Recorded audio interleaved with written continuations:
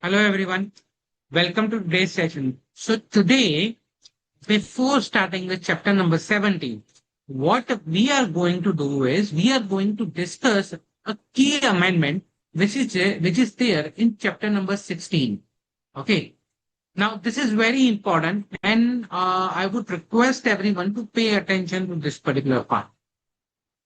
Basically, when we discussed yesterday, chapter number 16, we discussed from the perspective of internal audit. We discussed a lot of aspect of the internal audit. We discussed the standards and we also discussed some of the critical aspect of those standards also. Okay. So we discussed how the standards on internal auditing play an important role or they are, critical to the internal audit. Okay. And internal audit assignments. Now, there is an amendment to that aspect. There is an amendment to those standards. We need to understand those amendments. Uh, One thing is that these standards or the amendments that I'm now going to talk about is applicable for May 27 onwards. So yesterday what we discussed was November 26 part. Now the changes that we are discussing is applicable from May 27 onwards. So if you are appearing in November 26, so the changes or the portion that we discussed yesterday is applicable to you. But if you are appearing from May 27 or onwards, the thing that we are now going to discuss is applicable to you. Okay. So pay attention to this one because this is very, very critical. Okay. Now, what is the change and what are the things that we are required to understand? See, first of all, till now, we were talking about standards on internal auditing.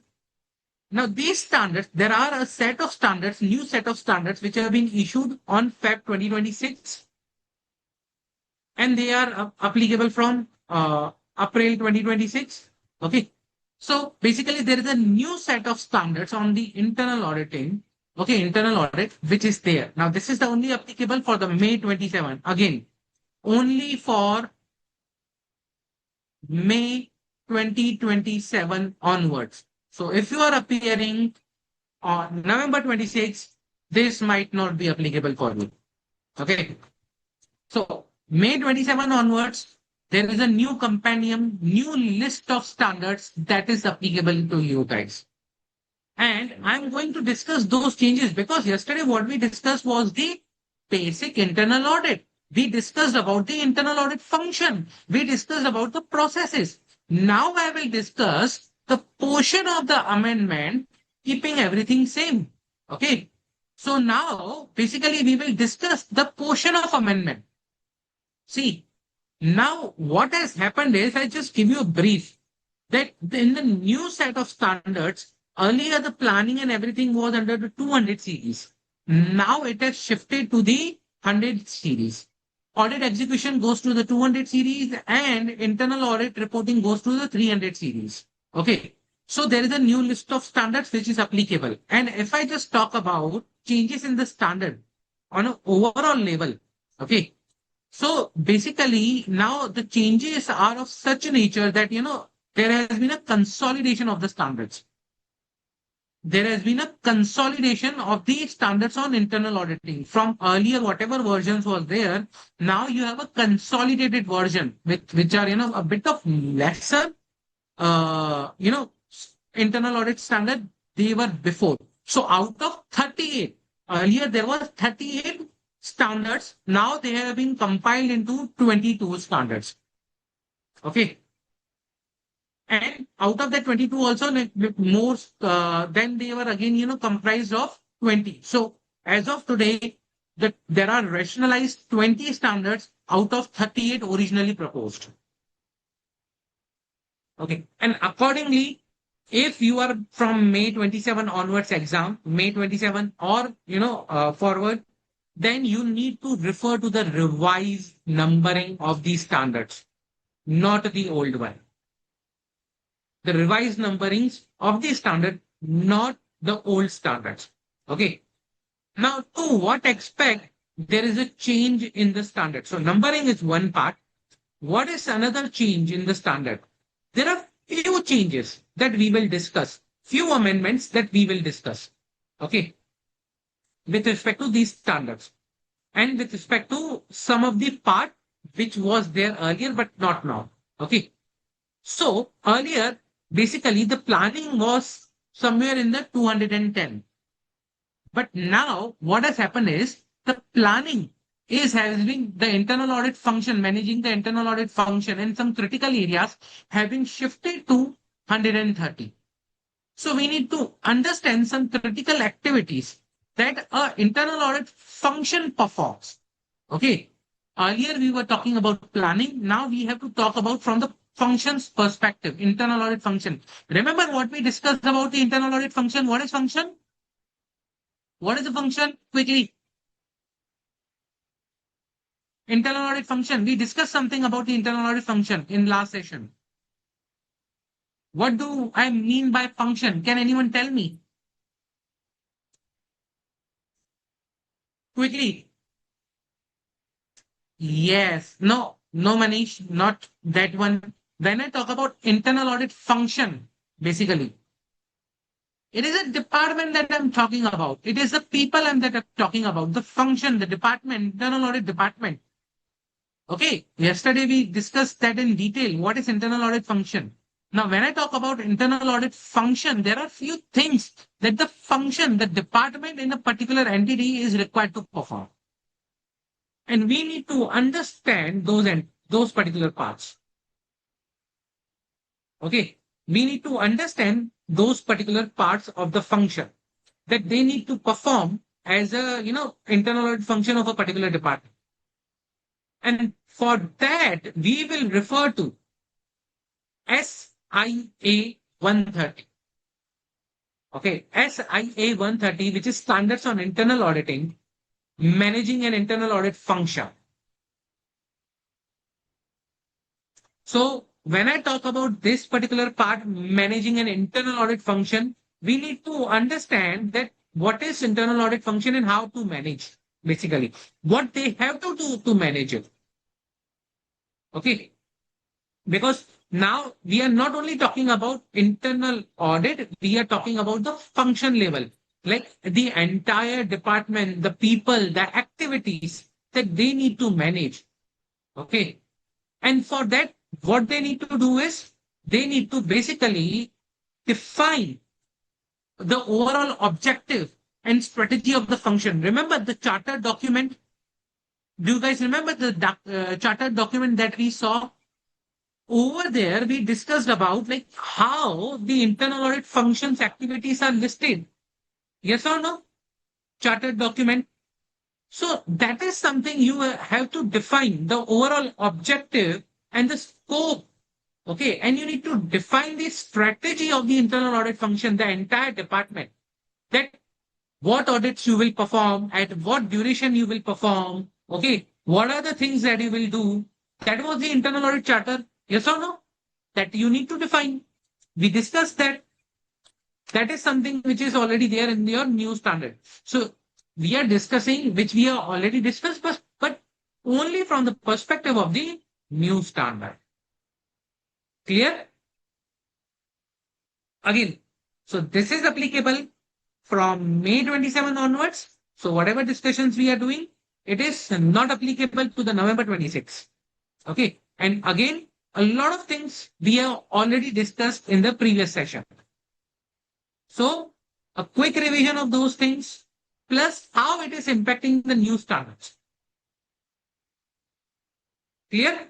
Any doubt till now before I proceed further? Any doubt?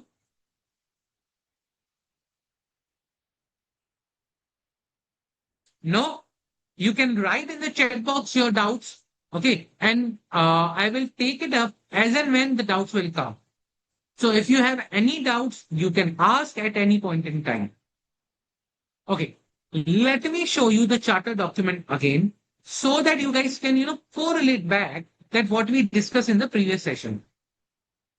So again, please do not focus on the name of the entity or company. This is the public document that I'm opening up over here. So in charter document, remember what we discussed about the strategy, a few things about the internal audit function. Okay. So managing the internal audit function, Remember, we discussed something in our previous session that how do you manage? You develop a risk-based internal audit plan. What plan we are talking about? What team will do what? Like you remember, we discussed about okay, these are the teams. They will do these activities. Yes or no? In our previous session. So we discussed that these are the teams and they will do XYZ activities. And accordingly, the work allocation will be there. That is a development of plan. That was the only development of plan. Yes or no? This is something we discussed in our previous session that how that, audits will be divided. That's the one thing. Okay. So that is the one thing that we have already discussed. Risk-based internal audit plan. Who will do what?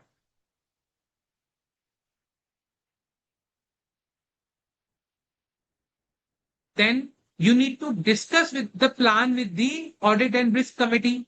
Remember, we discussed why audit and risk committee because it's companies outside India, so that's why they use the term audit and risk committee. Then we discussed about the impact on the resource limitations that it has to be decided in advance when you are planning for your audit. All these things are there. All these things are also now prescribed by the standards. See, the new standard says that define overall objectives, scope, and strategy.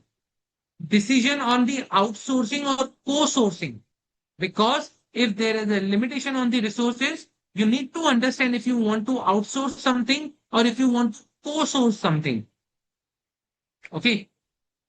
Plus, that decision has to be taken by the chief internal auditor or the partner, whosoever is the head. If it's the internal employee, then the chief internal auditor. If you hire a third party as an internal auditor, then engagement partner. That should be approved by the board and audit committee.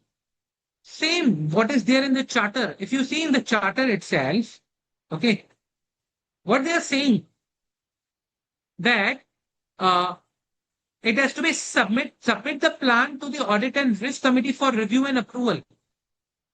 That's what the standard says. That's what is there in the charter, and that's what we understood yesterday also. So practically there is nothing new. Okay. Second, based on the scope and strategy of the internal audit, a plan, a methodology covering the proposed timeline. You need to perform these activities on periodic basis. Who will do what? Simple.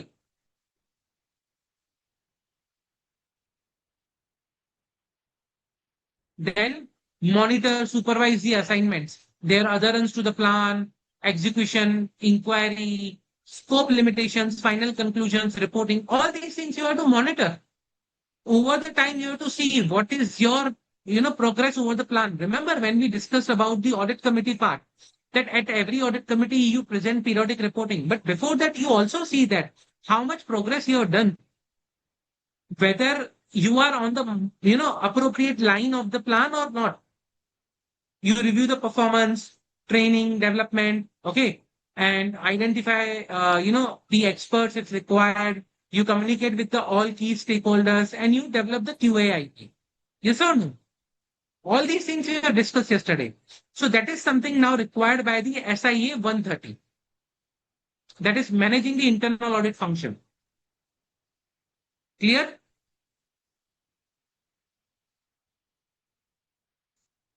Then there are few changes with respect to reporting part also. Okay. And there are few aspects that have changed with respect to your performance of the internal audit. Performance of the internal audit. So earlier what we were talking about internal audit performance into 5 steps. Yes or no? We discussed something on the internal audit performance steps, 5 steps. But now one of the critical area comes into the planning the audit. Over there, we have to discuss something called SIA 220. Okay. SIA 220. Now, why SIA 220? Because SIA 220 talks about planning part. Planning of the internal audit. See, managing the function, it's a very bigger task. Out of that, there is a planning of each and individual audit. Now that's where we are going to the granular, like, at a granular level, at a detailed level. Earlier, the function is at the higher level.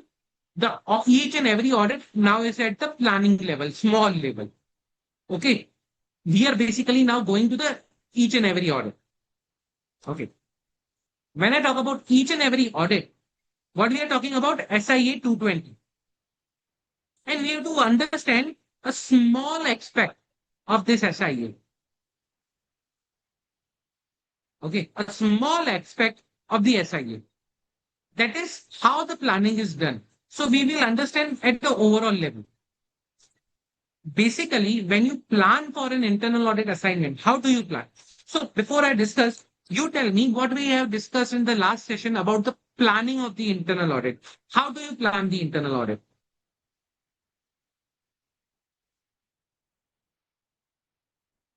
How do you plan for the internal audit?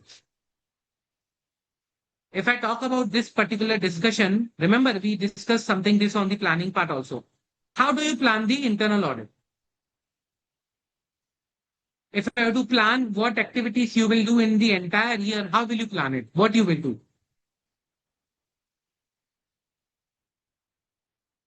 Anyone?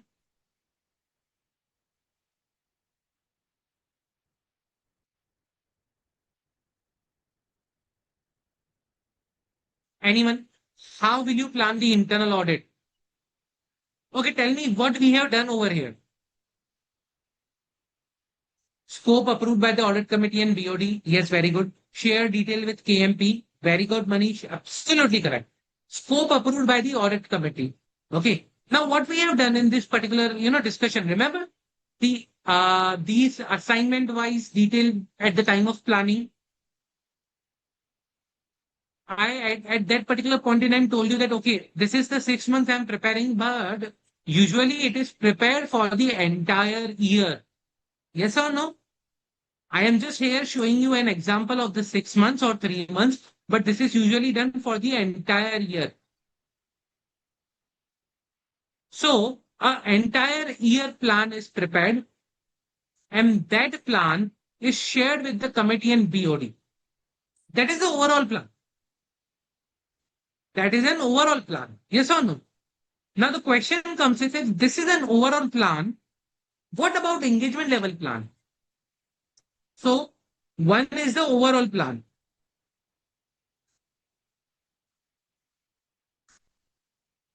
which is given above.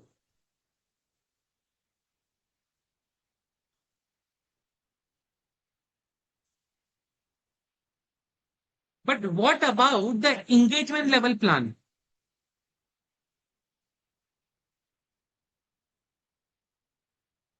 So basically, planning now is done on the second level, like two levels. One at an overall level, where you take the approval to the highest governing bodies.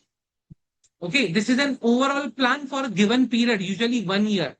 Okay, then you prepare a specific internal audit plans for the individual assignments, and that is presented to the chief internal auditor or engagement partner. Now, these plans are prepared for the each individual assignment. So the moment I go over here, so first I will prepare this entire overall plan, and then I will prepare the plan for these individual audits. Okay. So basically, it will be now the two-step planning which will be done. Very important. Two-step planning.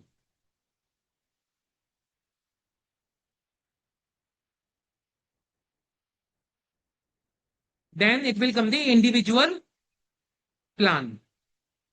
Okay. So we are talking about two-step planning.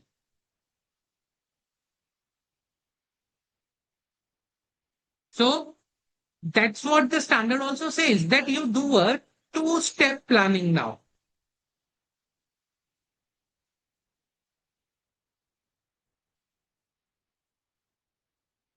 which is there in the SIA 220. That instead of doing one, plan, big plan, you do a big plan, but after that you do a small plan also. Clear? Any doubt? Okay. Now, when you plan for the statutory audit, again, when you plan for the statutory audit, what items you consider?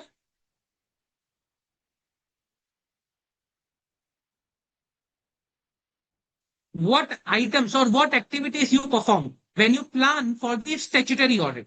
What activities you perform? Risk evaluation, very good, absolutely correct. And for the mitigation, what other activities do you perform? Okay, risk evaluation, yes, agree. Then, how do you plan for the statutory audit? Come on, quickly, pretty easy. I don't think so. It should be difficult. Then, how do you plan for statutory audit?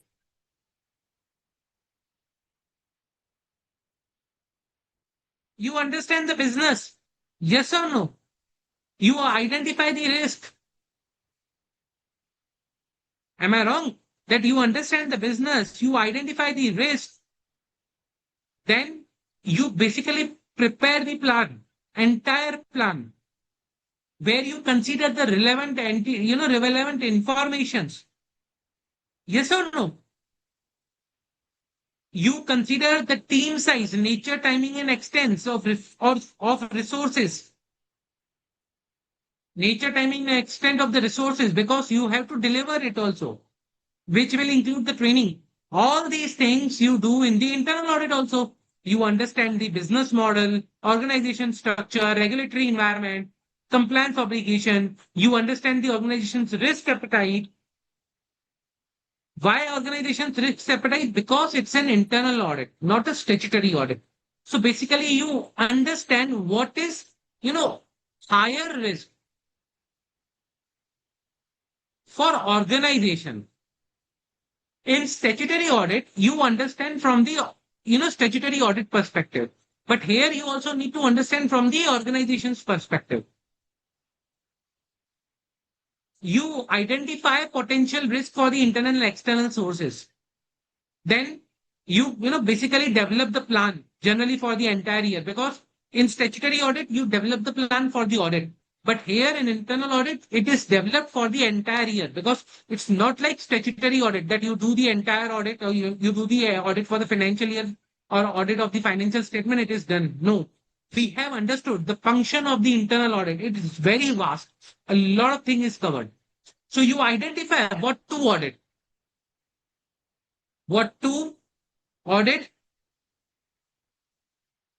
you identify, okay, that when to audit, and then you talk about your team. Is my team trained? These are the few things that as a internal audit function, basically you perform. Okay, with respect to the planning part. Any doubts?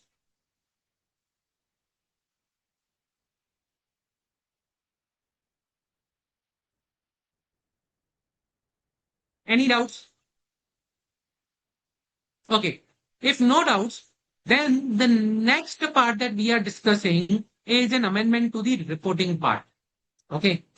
Amendment to the reporting part. What we have discussed in the reporting till now, what we have discussed is that in case of the reporting, we discussed about the periodic reporting, we discussed about the follow-up reporting. That has changed. That has changed a bit. Okay. Now, few things have changed with respect to the reporting, and few things are over there, which we have already discussed. Okay. So basically, the changes let me discuss with you is, first of all, we will talk about, sorry, yeah. First, we will talk about, now the reporting standards. The reporting standards now are only three from the earlier, multiple reporting standards which were there. now only we have three reporting standards. Okay, which is basically you can say that one is on the internal reporting, one is on the assurance based reporting and a special reporting, and one is specific purpose reporting. We will discuss that in now. Okay, so when I talk about reporting, as of now, on the standard level, we do not cover in that much detail on the follow up report that we used to do earlier. Okay.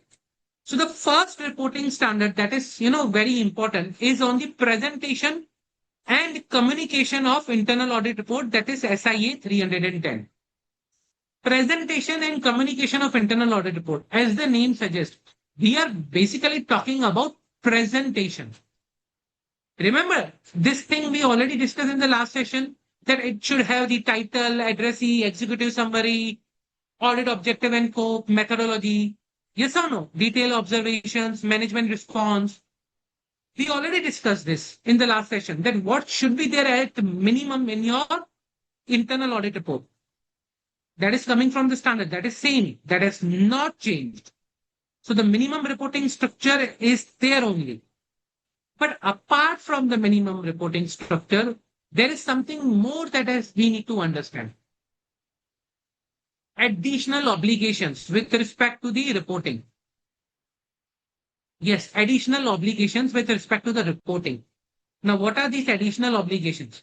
Pretty simple. Nothing difficult over here is when I talk about reporting, the additional obligations, or you can say general principles of reporting, says that your report or your internal audit results should be in a clear and objective manner. Okay, in a timely manner. And it should, suffice the need of intended users. So let's say, for example, if you're preparing the report for the audit committee, so it should meet the requirements of the audit committee. It should be clear. It should provide the information in appropriate way. Okay. They should be supported by the appropriate audit evidence. We have already seen. Remember in SA 610 also when we were discussing, yes or no, that when can we use work of internal auditor? At that time, we understood something that it should be systematic and disciplined approach.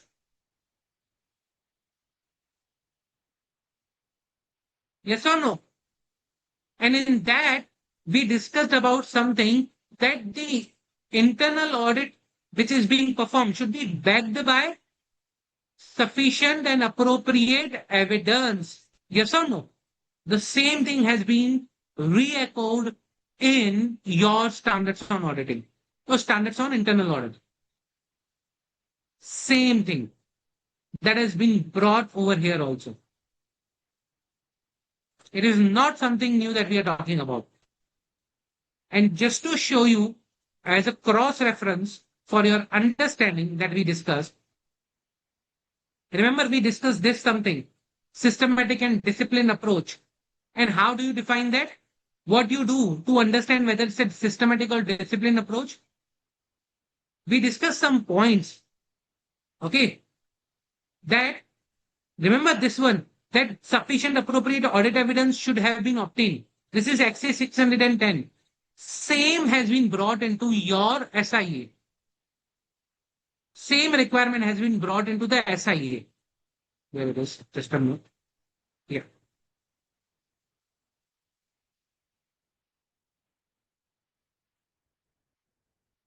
That it has to be sufficient and appropriate audit evidence in accordance with the standard.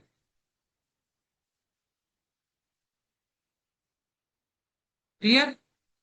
Plus, you need to prioritize and present your issues in your report. So the issues which are more significant in risk show earlier than the less significant one. Or the issues which have a higher potential impact show first compared to the issues with the low potential show later on. Circulated draft report, okay, for the management review, and then issue final report. Okay. And if there is a disagreement, then you discuss with them and close the disagreement. Basic things of the general principles of the internal audit report. We have already discussed yesterday also, but these are the basic things. Clear? Any doubt? So if I talk about the basically quality and objectivity in the reporting, means some, quality factors, that is, you should have a clarity and readability of the report. The report should be clear and readable. Okay. So you have to design your report in a way that it is, if a person is not of technical expertise, he should be able to understand. So it should contain plain language, clear formatting, no complex jargon. Avoid ambiguity. Be specific. Don't provide vague outcomes in your report. Be specific. If there is a misstatement, then what is the amount? You cannot write there may have been a misstatement.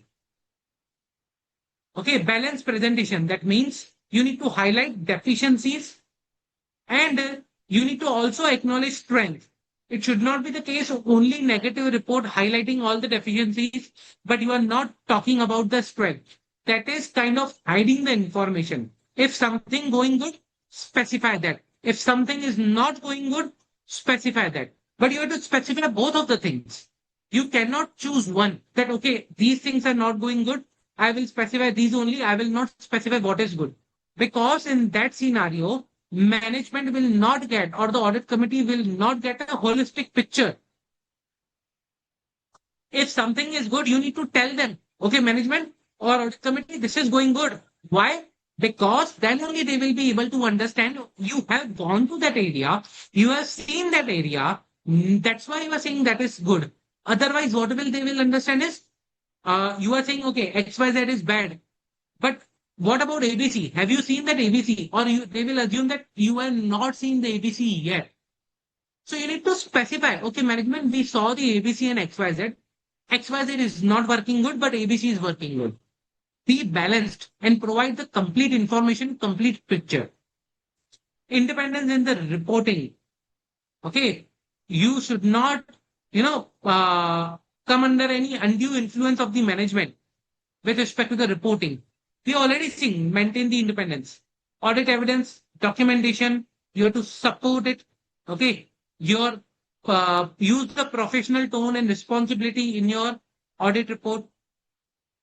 Okay. Some basic things which are there in your audit report. Clear? Any doubt? Now, remember one of the area yesterday we discussed about there can be an assurance report also. Internal audit assurance report also. But you have to satisfy few criteria. And that is what now we have a dedicated standard on internal audit with respect to issuing assurance report. That is 320. So if you want to issue assurance report in the internal audit, as we discussed yesterday, you need to satisfy few criteria. And we will now discuss that. So these are called preconditions to issuing an assurance report. If you satisfy these conditions, then only you can issue internal audit assurance report. What are these conditions? That charter, internal audit charter explicitly requires an assurance opinion. Explicitly. That means when I talk about this charter, okay, this charter should provide an explicit assurance opinion for the internal audit service. See, the scope of internal audit activities also encompasses but is not limited to the objective of examination of evidence and to provide, this is very important, independent assurance and advisory services. So we are talking about assurance. We are talking about assurance over there explicitly. That means internal audit charter should provide that you should, like internal audit function, should be able to issue assurance report. The first step, first preconditions. Second, the subject matter is identifiable and capable of consistent evaluation. That means you can only issue assurance if that subject matter is capable of evaluation. Can you issue a assurance on forecast? The question is, can you issue assurance on forecast? Yes or no? What we have understood till now, can you issue assurance on forecast or projection?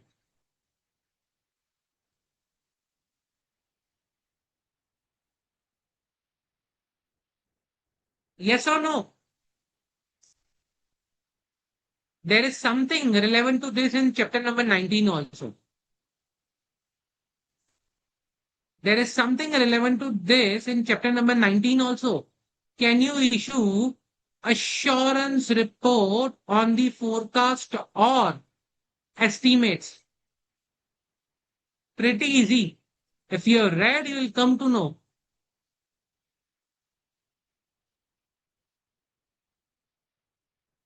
Yes, quickly.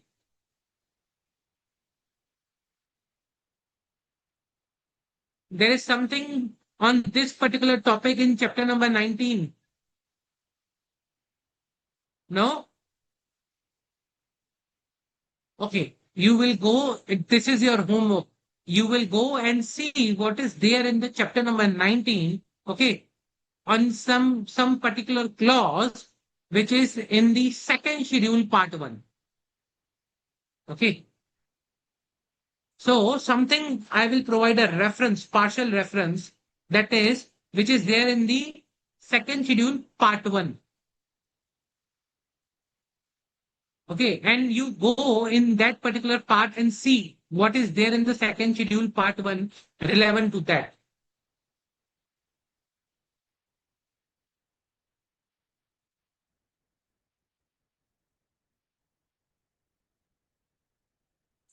And answer to this is basically no, you cannot. Okay, so can you issue? Answer is no, you cannot. Why? Because the forecast or projections are not capable of being consistently evaluated. You cannot evaluate a projection on a consistent basis. No, that's why you do not issue a assurance on that. There are a lot of things. How can you issue a assurance on something which is projected, which is estimate? That this estimate, how can you be so sure 100% that you will meet this estimate? Not possible. So if a particular subject matter is not identifiable, is not capable of consistent evaluation, you cannot issue assurance. So it has to be identifiable, capable of consistent evaluation. Then there should be a suitable and available criteria against which the subject matter can be assessed. Now, two questions. If you have attended our chapter number 15 discussion, you know what is subject matter and criteria. What is subject matter? You have already discussed, we have already discussed this particular part in chapter number 15, the criteria and the subject matter. Quickly, this is coming from chapter number 15, already discussed. What is subject matter or what is criteria in case of a normal statutory audit?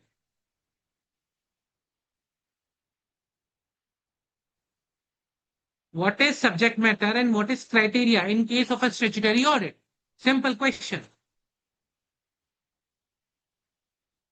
We discussed this in chapter number 15 in public sector audit, public sector undertaking audits. Subject matter, criteria, subject matter information. Basic elements of the PSU audit. Yes or no? Again, your homework, Go to chapter number 15, see what was subject matter criteria and subject matter, and subject matter information. So till the time you don't have a criteria and you don't have a subject matter, you cannot give an assurance report. And then last is that you should have a sufficient and appropriate audit evidence. Okay. And you can obtain that. If you can obtain sufficient and appropriate audit evidence, if there is no limitation, that means there is no limitation on scope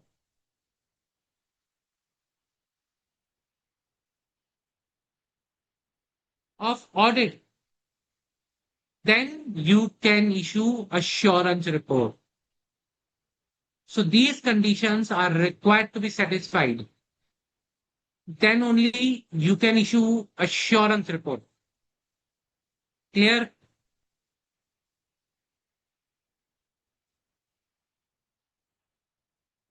Again, the structure will remain same that we have discussed. Okay.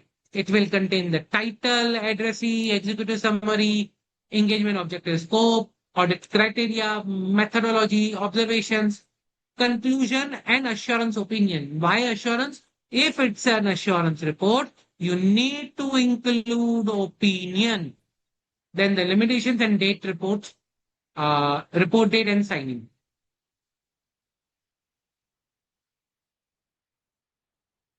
Clear? Any doubt? Any doubt on whatever we have discussed till now? These are the few changes which are applicable to May 27 onwards. So now we don't have a, follow-up report, or you can say, periodic report or all these things, because the standard takes care while we are discussing about the reporting. The standard says that your reporting should be, okay, with respect to the requirement of the user. You are required to prepare the report which is appropriate for the user. So for the management, a detailed report is appropriate, but for the audit committee, periodic presentations and report are appropriate. Okay. So you need to understand to whom you are reporting, and accordingly, you need to make sure your reports are of that particular structure.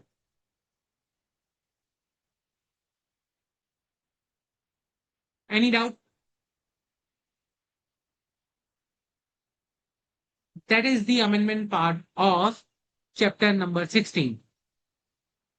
The biggest amendment will be change in the reference to your standards of internal auditing, and the relevant changes with respect to these standards which we have discussed, which is internal audit function, planning, and reporting. Clear? Any doubt?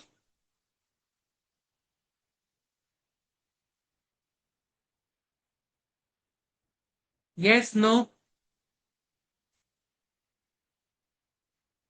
If you can you confirm if there is no doubt so that we can proceed ahead?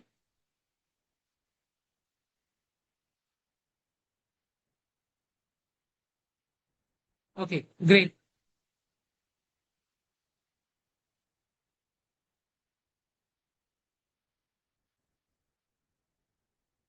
So basically, you don't have a doubt. Okay.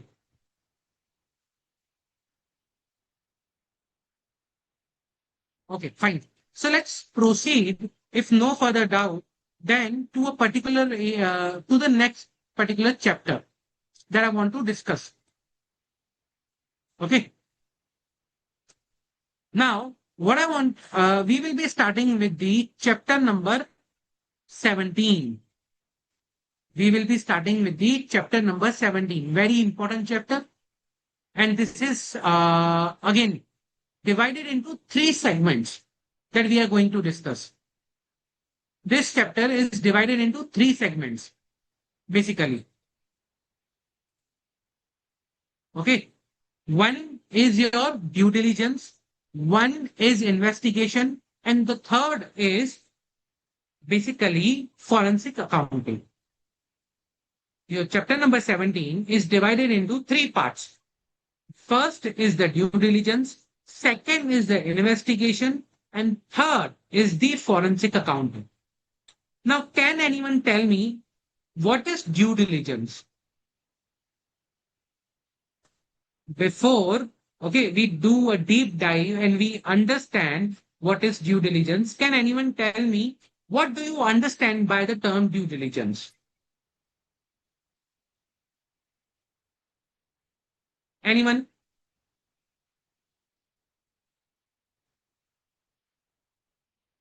What do you understand by the term due diligence? Yes,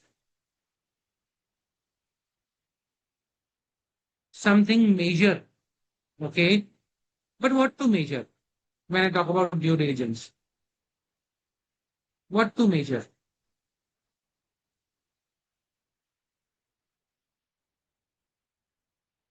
Quickly. Due diligence. What is due diligence? What do you what do you understand when I use the term due diligence? Something major for acquiring business. If I break down this term due diligence, so we are talking about something which is thorough, okay, and a diligence is kind of a review. We are talking about thorough review. Understand that. Now, what is thorough review? And like what we do in a detailed review or a thorough review, we like call about. Okay. Now, if you do a detailed review of a particular task for a particular, you can say, objective, that can be termed as a due diligence. Again, when you do a detailed review of a particular subject matter for a particular task, it can be termed as it can be termed as a due diligence. Now, when I say due and diligence, again, it is a detailed review that it is performed. Now, due diligence and investigation, we will understand that. Due diligence is performed for a specific purpose. Due diligence is performed for a specific purpose. When you enter into a transaction at that point in time, okay, parties who hire you, you perform the due diligence for them. Basically, it can be for the, let's say, Mr. A wants to acquire stake in X Limited. Okay, simple example if I give you, Mr. A wants to invest in X Limited. Now, this is acquiring stake.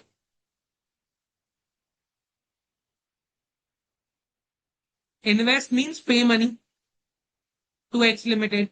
Then only they will give you the shares. Now, he wants to invest and pay the money to X Limited for the purpose of, let's say, 25% stake.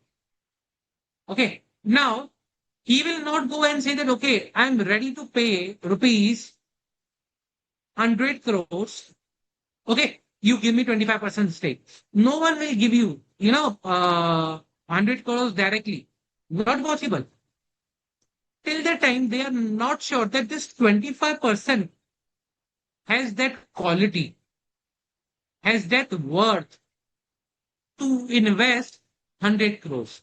So if I am getting 25% in return, that means that 25% should be of worth of 100 crores or more. Then only I should be, paying the 100 crore. Otherwise, why would I pay 100 crores for an investment which is not worth of that much amount? Now the question comes is how to identify the worth. How to identify this worth? And the answer to this question is by due diligence.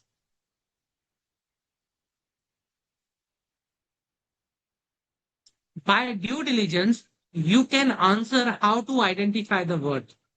Based on that worth, you can say that the 25% stake that you are going to buy is of that quality and worth which for which you can pay 100 crores. Basic M&A transaction.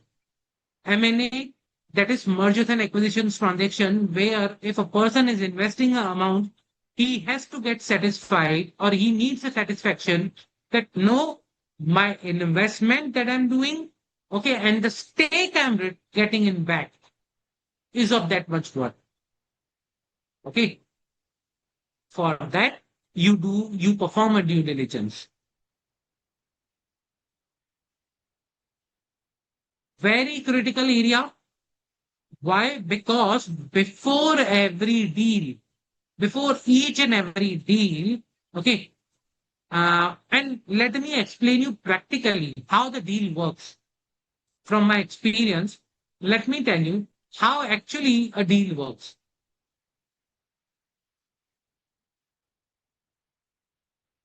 What happens is that let's say Mr. A is there and there's a XYZ limited. Okay. Mr. A wants to invest, let's say, 1 CR, hypothetical as of now. And we will say XYZ Private Limited. Let's say it's a startup. Okay, XYZ Private Limited startup. Now, what happens is when Mr. X wants to invest 1 CR in the market or in any startup, what he will do is he will search those startups. And let's say XYZ came into his, what you can say, attention, and he wants to invest in the XYZ. He liked the idea, but he is not sure whether the investment is worth. Means he is ready to give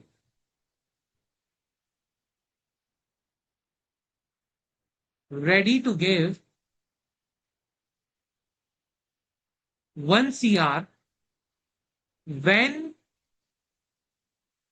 you show the worth. That is, XYZ is ready to pay them. Okay.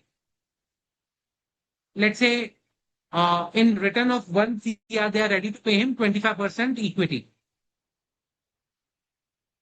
When he is ready to give 1 CR, when this 25% equity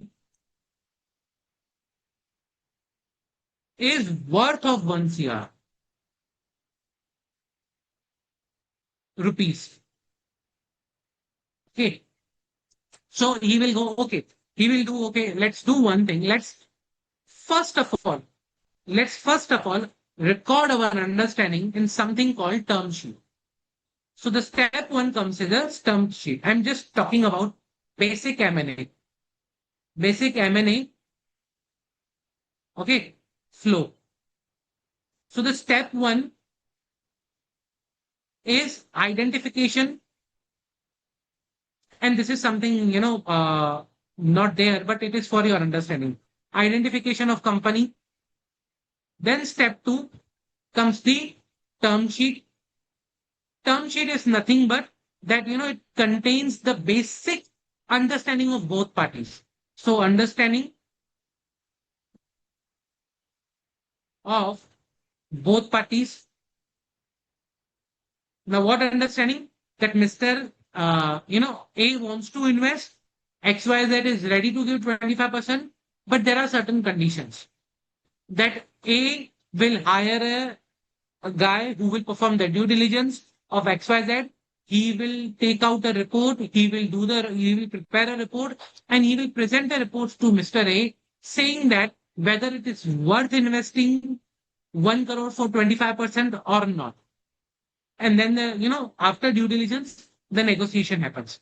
So once the term sheet is entered, due diligence or a person is appointed for performing the due diligence. After due diligence, a report is issued. Then this report is defended. That means as a due diligence guy or as an investigator, okay, I cannot go to the company XYZ and say that no, see, there are a lot many issues in your company. I think your 25% equity is not worth of 1 crore, but it is worth of only 10 lakhs. You have to defend that statement in front of that XYZ company that okay, I'm saying that there are a lot many issues in your company, and that's why I will give only 10 lakh rupees for the 25% stake. You have to defend. You have to make the company agree that okay, there are issues. You cannot present unilateral report that okay, I say that there is an issue in company and you present the reports to Mr. A, but XYZ is not agreeing to that. No point. You cannot close the deal. Why defending is required? So that after defending the report, that means after you make the company agree on your findings, there is a deal closure. And to this, you need to perform this. Simple, basic M&A flow. Okay, nothing difficult in this for your understanding. So what we understood is this is basically when you do a due diligence, your target is that okay, you perform the due diligence, you present the reports, you defend the report, and then on the basis of that report, the decision will be taken. Clear? Any doubt? So it is before acquiring or controlling interest, before getting the 25%. So for example, before getting the 25%. Okay. Now tell me what is the duration of due diligence? Now, what is the duration of statutory audit? How long you carry out the statutory audit? Quickly, what is the duration of statutory audit?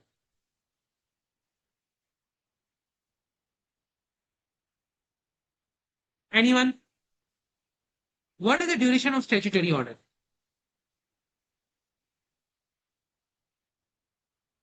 Pretty easy question. 12 months, April to March. I'm not talking about the period that you cover in the audit.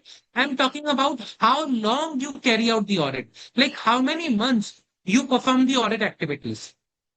Duration of the audit, not the period involved in the audit. I'm not talking about the period for which you do the audit. I'm talking about the duration or the time you invest. 2 to 4 months. Very good. Okay. Is there a due date for the statutory audit?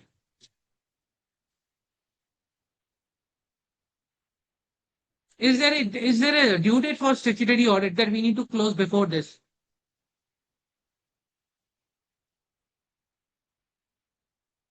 Okay. Yes, absolutely. There is a due date for the statutory audit. So that depends upon you need to close the statutory audit before that due date under Companies Act, under Income Tax Act, or if it's a TP audit, then accordingly, the due dates are different. But having said that, there are due dates. GST audit again due date. So when I talk about these statutory audits or financial audit, GST audit, or transfer pricing audits, they have a due date. Do you have a due diligence due date? What is the normal period, or the time that you invest in a due diligence?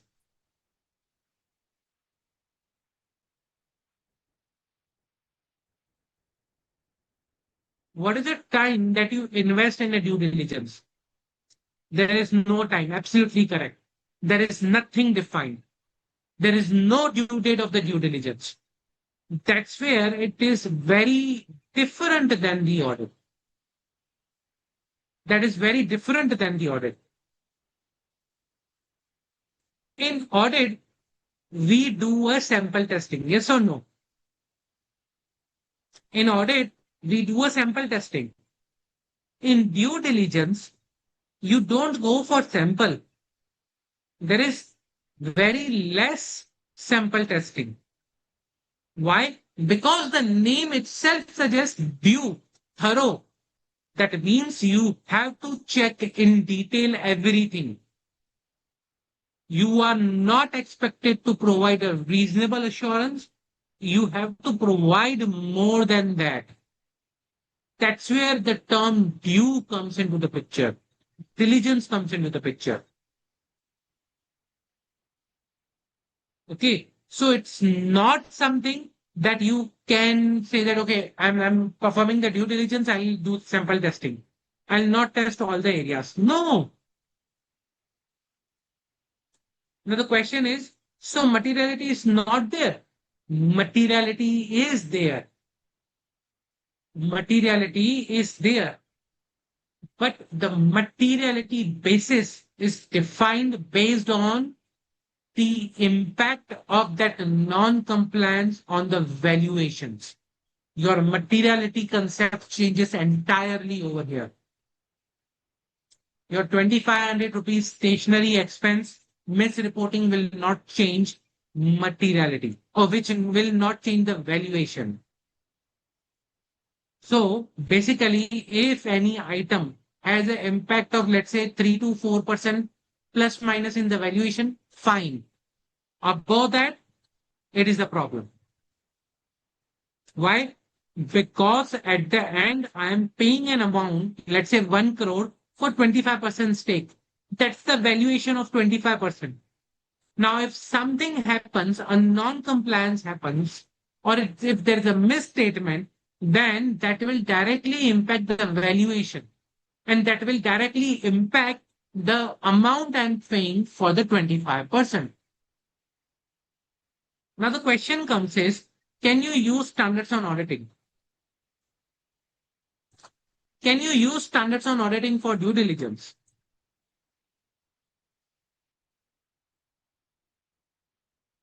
Anyone? Standards on auditing for due diligence.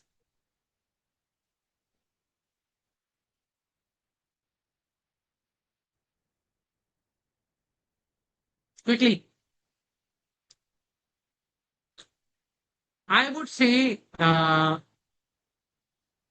is it mandatorily applicable? The second question is it mandatorily applicable? Okay, leave it. First of all, very important question. Basic question. Is due diligence a attached function? So, whether due diligence is a attached function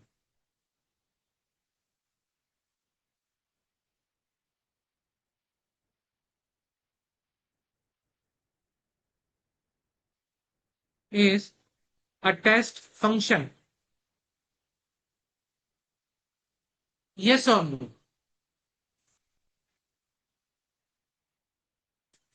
If performed by auditor, then follow SA. If not by CA, then not required to follow SA. But let's say if a CA performs due diligence, is it a attached function?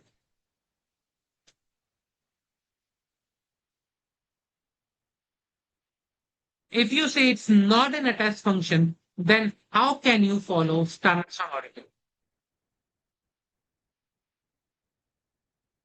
Absolutely correct, Manish. Due diligence is not a text function, majorly. It is fact-finding exercise.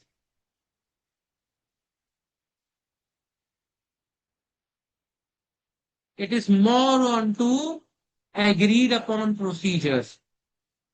Fact-finding.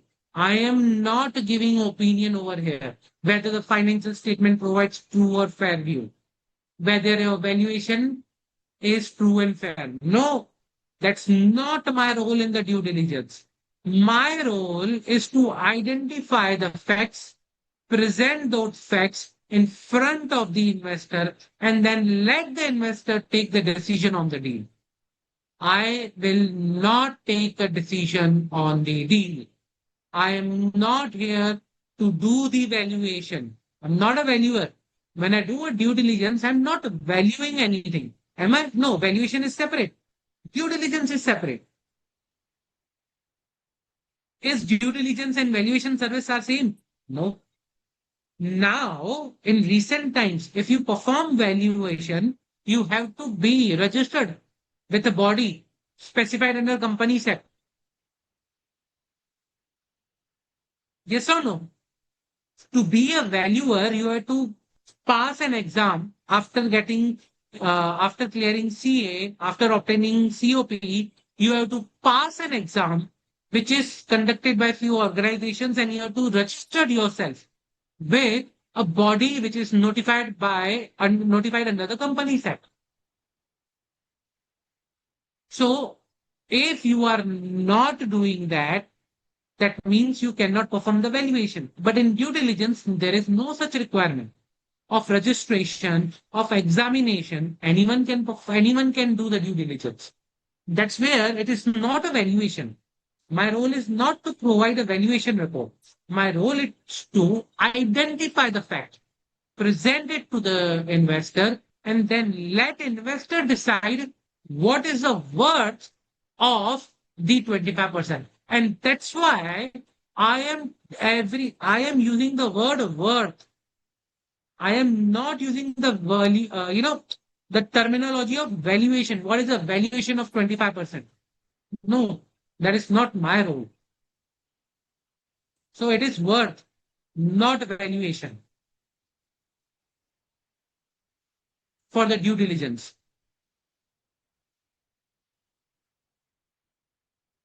If CA in practice then prohibits under section 141.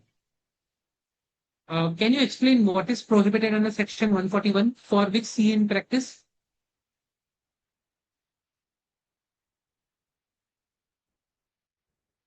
Management consultancy service. Okay. So you are saying if you are a CA in practice, then section 141 prohibits providing due diligence services. Yes or no? Okay. Very good question. Very good question. Let me take. Yes. Let me take. Because this is something worth discussing. So question is that section 141 of Companies Act prohibits, okay, whom CA in practice, okay, prohibits CA in practice to provide your due diligence to a company. True, false. Quickly. True or false? You just need to answer whether it is true or false. Anyone? Okay, Manish. Anyone else? True or false? Pretty easy. You need to write either true or false. So this statement is incorrect. Two reasons. Number one, basically, Section 141 of Companies Act does not prohibit CA in practice. It prohibits auditor. So if you are not an auditor, Section 141 will not be applicable to you. So, and there is another section of the Companies Act instead of 141, which is Section 144, which restricts the auditor rather. So Section 144 of the Companies Act prohibits the auditor to provide other services to a company, directly or indirectly. If I'm not the auditor, neither Section 144 nor Section 141 will be applicable. So I can provide, as a CA, in practice, I can provide the due diligence services. Clear? Any doubt?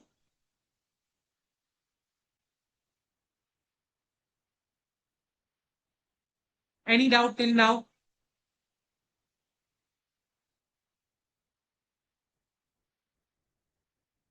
So 141, 144, 139 will only be applicable if you are an auditor. If you are not an auditor of the company, if you are a CA in practice, why it would be applicable?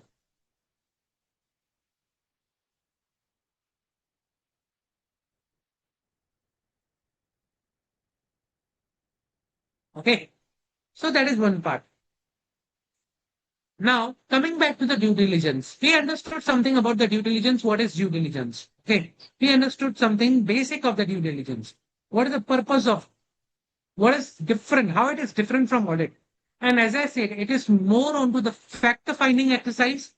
That's why, applying standards on auditing and in entirety will be incorrect. Yes, you can apply the concepts of audit, which are some of them, like some of the concepts which are there in the standards. But to apply the entire standards, not appropriate. Okay. So then comes the classification, the type of the due diligence. Uh, basically, basically, these types of the due diligence are dependent upon the type of the deal which is happening. Yes, SRS 4400 is applicable. So the type of the due diligence is basically dependent upon the type of the deal that is happening. Can anyone give me an example of this? Like when you will perform which kind of due diligence? Anyone?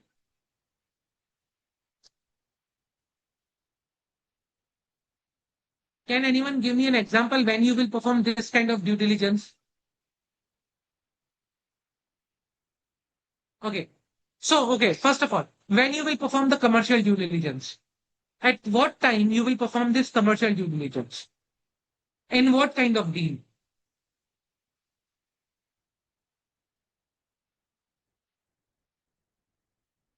Very good. Merger, when it is a merger between two companies or acquisition of a company, rather than the plain vanilla investment, I would perform commercial due diligence when the objective of the merger is to get the synergy from the commercial operation of another company.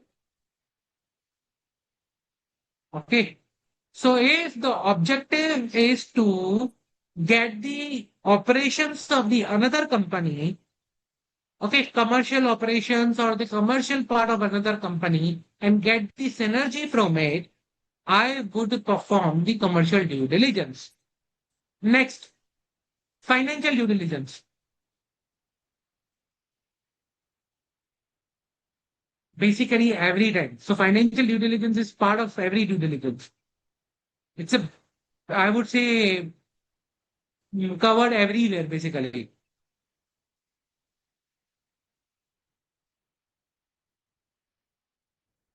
Tax due diligence.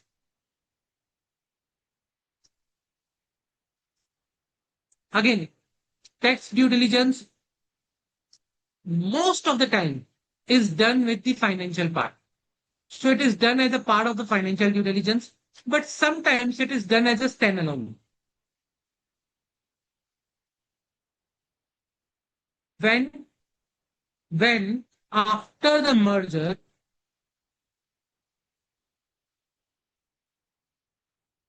there is huge tax impact. For example, the transaction is not tax neutral. So transaction is not tax neutral. Merger acquisition is not tax neutral. Now you guys are well versed with the tax laws, so you know when it is a tax neutral or not.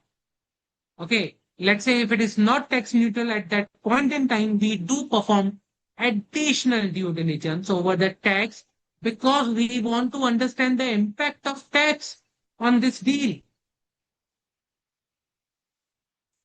Next, information system due diligence. When will you perform?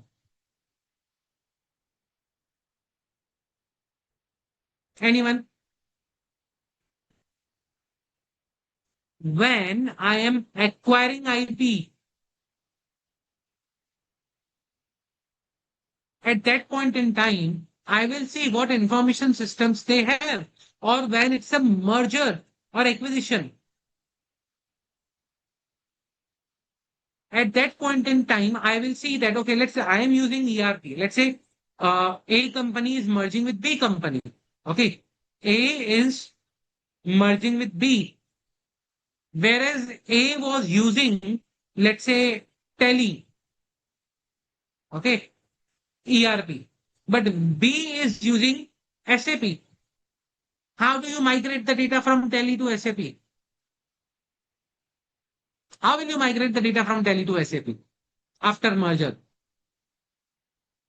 So there are these challenges when two companies use two different information systems.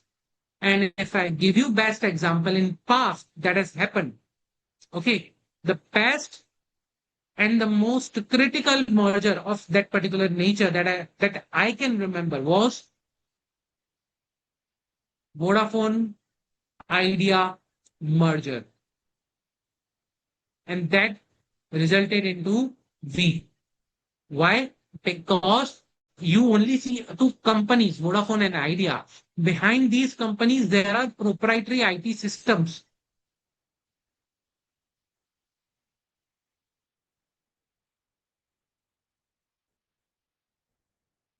Simple example. If a particular plan on Vodafone was, let's say, of 3,000, that particular plan may have been at of some other rate in Idea, or the plan was of that, some other configuration in Idea versus in Vodafone. Hypothetical example. But if I talk about the IT system, see, they both have different customers. They might be having, customers with the different prepaid balances or postpaid connections. How will you merge all the customers? How will you align the plans? How will you ensure that now on your mobile, instead of Idea, Vodafone network or V network comes? Okay. Or how the towers across India now can, allow the connection to the Vodafone customers also and Idea customers also. Or if there is a Vodafone tower, that should allow connection to the Idea customers also. Like a lot of due diligence is required to understand how this will happen, how the synchronization, how the merger will happen of the IT systems. Because when two companies are merging, which are IT driven, it is not the company merging, it is the IT system which merges. And that's where the IT system due diligence becomes very, very critical. Okay. Legal due diligence, a lot of places are there that you use. Environmental due diligence, when you see that there is an impact of the environmental impact at the time of merger. And personal due diligence, when you merge or when you acquire a service sector or a manufacturing sector which is labor intensive.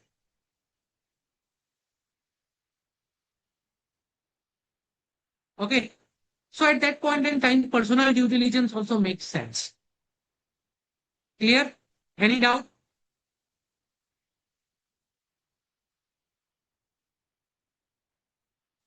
It's there, it's shared. If you cannot see is my screen visible, Manish? Can I hear? Yeah, visible. Okay. It is, Kanaya, it is visible to others. Can you just check your internet connection once?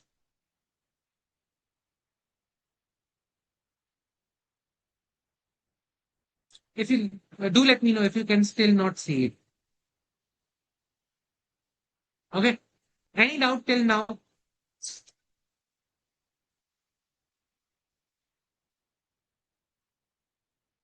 So we are clear with the basic elements of the due diligence, basic understanding of the due diligence. Yes, the various type of due diligence. Now, we will pick up one due diligence, that is the financial due diligence, and we will do a deep dive in the process of that. Now we understood the basic overall level, the types, but we also need to understand the deep dive, how to perform it. Tomorrow, if you get an assignment for the due diligence, how will you perform it? So that is something we need to understand. What we will do is we will take a 10-minute break. After the break, we'll gather back and we will continue the discussion for the process of the due diligence. Okay. Let's take a quick 10-minute break.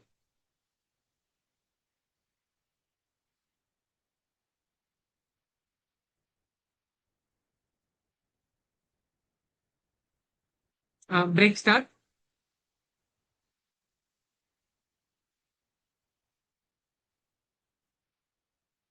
Sangeet ji.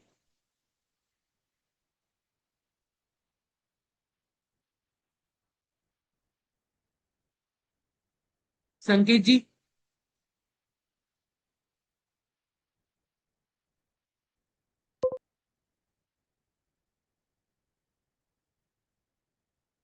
हाँ, break start sir. हाँ.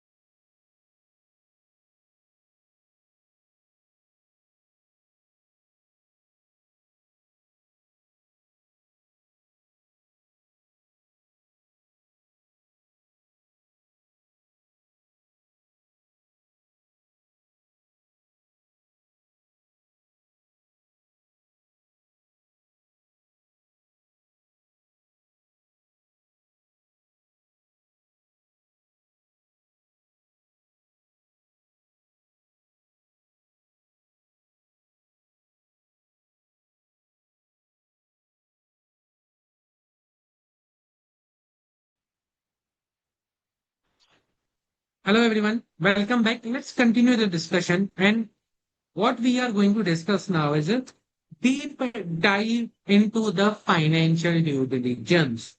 Now you understood what is due diligence. You pretty much understood, the basics of the due diligence. Now what we are trying to do is we are trying to understand how due diligence is carried out. Okay, the process of due diligence.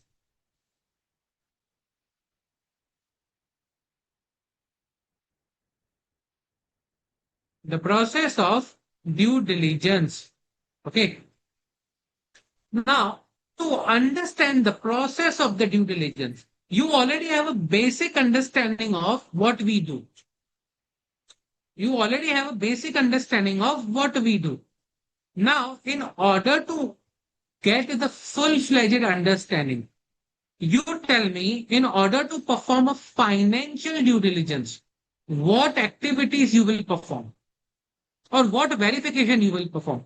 Now we will understand the area wise. I'm not talking about the steps. So here, first of all, we are talking about the areas to cover.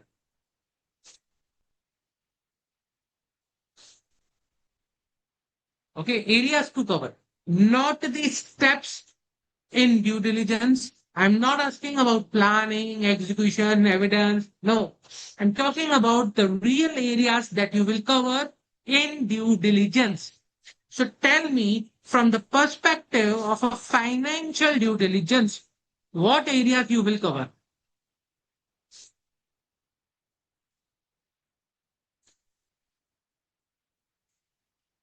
From the perspective of the financial due diligence, what areas you will cover?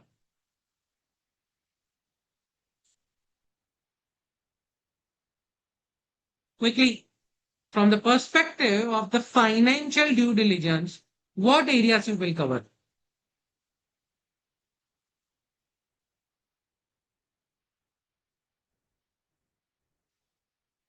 Anyone? Yes, very good. History, promoters, policy, MIC, very good. MIS, very good, Manish. What else? Structure. Okay, so let's understand these areas in detail and one by one, and to get a most out of it. Okay, most out of these areas. Now let's talk about the brief, understanding of the financial due diligence. So when you do a financial due diligence, what is the first area that you will take up? Absolutely correct. History of business. You will take up history of business. Now, what you will do in the history of business? What you will verify in the history of business? Anyone? If I have to ask you what things you will verify in the history of business, what you will do?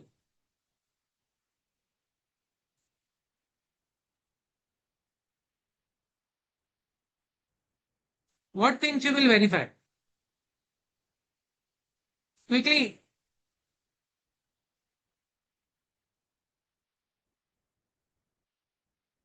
what things you will verify in the history of business? Okay,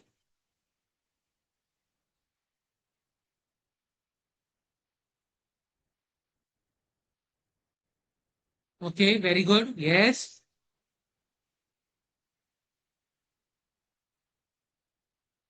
very good. Okay, protection. Okay, what else? Projections. Yes, yes, absolutely correct. Cash flows. Very good. Absolutely correct. Okay. So a lot of areas that you want or that you will cover. Okay. A lot of areas are there in that. Now, assume a case where basically you are being hired to perform the due diligence. Okay. With respect to the brief history of the company. Now, I will tell you how we will perform the due diligence, and we will see a question also on this particular area, and we will take up this question and we will discuss that how to write the answer also, basically.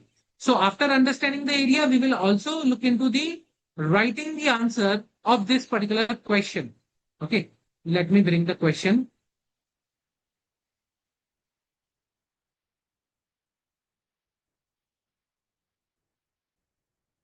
Just a minute.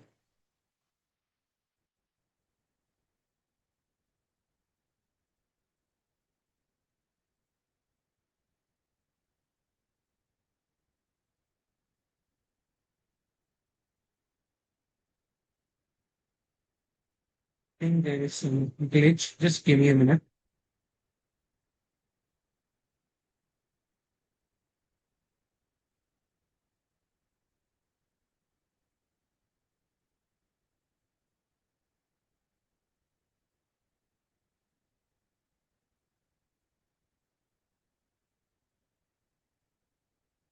Just sorry for this glitch. Mm, My screen is stuck.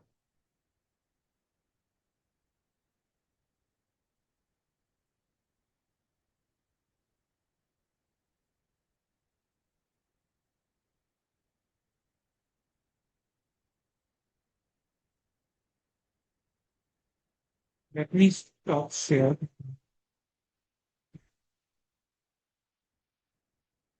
Yeah, sorry. There was some issue with the screen. Okay. So let me share a question on the due diligence.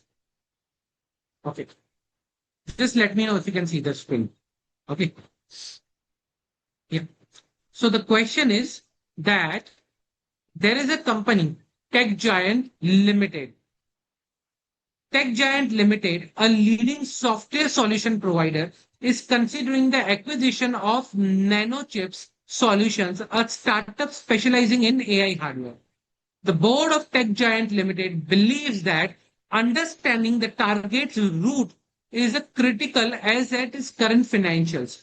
Consequently, they have engaged CAR to conduct a financial due diligence. CAR decides to commence the assignment by examining the brief history of the company and background of its promoters before diving into the detailed verification of financial data. Now, what is required? Guide CAR on what specific review of the company history is expected to reveal. Further list relevant inquiries he should make regarding the history of the target business products, markets, suppliers, and expense and operations. Okay, we will. So basically, now we have to understand from the brief history perspective. So when I talk about the brief history of the company, what I will do, first of all, as I do in the audit, I will understand about the entity. I will understand about the entity. Brief history, you need to start from the promoters. You need to start from the promoters. Who are the promoters of the company? Okay. What they were doing in past, basically. So I will take up the brief history and I will look into the original promoters. First area, brief history. And over there, the first aspect will be the original promoters of the company. Because that will tell me who started the company, what was the objectives, and like what was the purpose of having the company. Then once I have the promoters, I will understand the business sector of the company. Business sector. That means in which business or what kind of business that the company is does or the industry. For example, if I talk about manufacturing, insurance, okay, or you can say service sector. So what is the background or the nature of the business that they are doing industry wise? Okay. Once I identify the industry, like the sector or the industry, okay, let's say insurance. Okay, hypothetical example, let's say insurance. Now tell me one thing, is there any different kind of business available in insurance? Or when I say sector or industry insurance, Is it sufficient? Or should I deep dive in that? In the business sector or industry? If I decide the insurance, is it fine? Or should I deep dive in the insurance?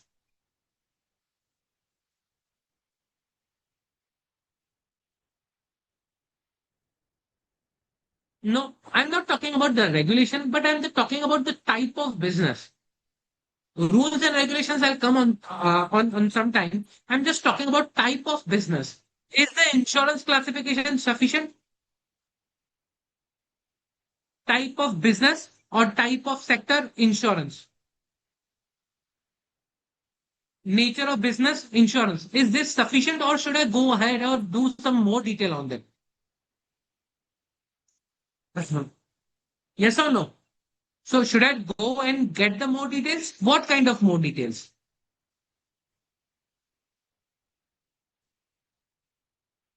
What more details should I get in this? Because that's the due diligence. You have to think, okay, if the sector or segment is insurance, then what type of insurance? Very good.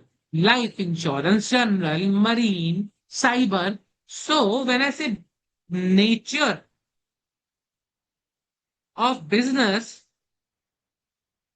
I need to understand the type of insurance.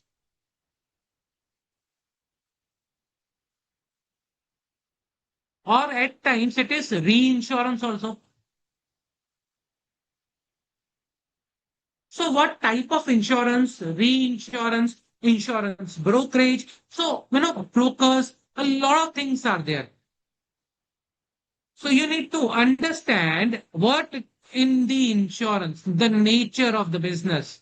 Okay. Then I need to understand the location of the company. Why location? Can anyone tell me? Why I'm looking for the location?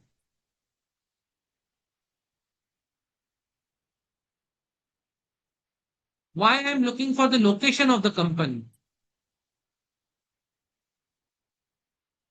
Quickly, why location is important?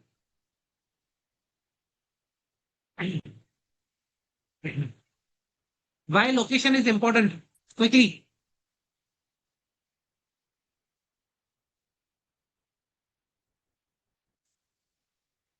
come on, come on.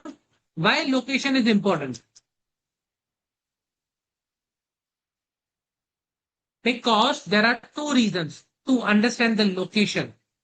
One, this location will give you details about state specific laws and rules that will help you to understand later on. Okay. Number two, location will tell me whether that entity is in IFSC, SEZ, okay, or any other such unit, or is it, the location of the company is outside India? Why? Can't we do a due diligence of a company which is situated outside India? Country specific. So the location of the company becomes very important. Okay. Then what next? What you will do?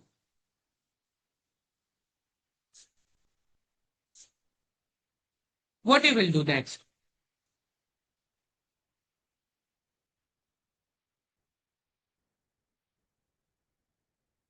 I am understanding the brief history of the company. So I will understand the next step is major suppliers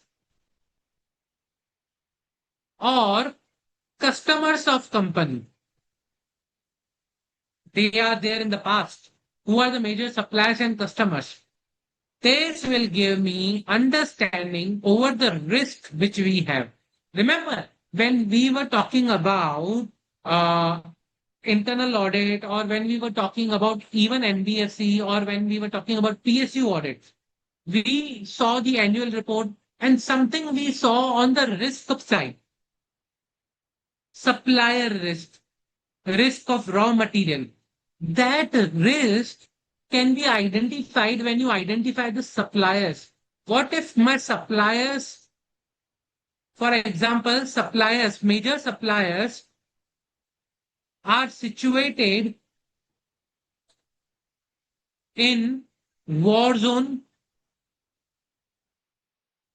or where the shipping routes are not available. The recent live example which is happening, okay, closure of shipping, closure of some strait, routes are not available. What if your suppliers are situated in a region where the shipping routes are not available? Supply side disruption. Or what if your majority of the customers are situated in a war zone?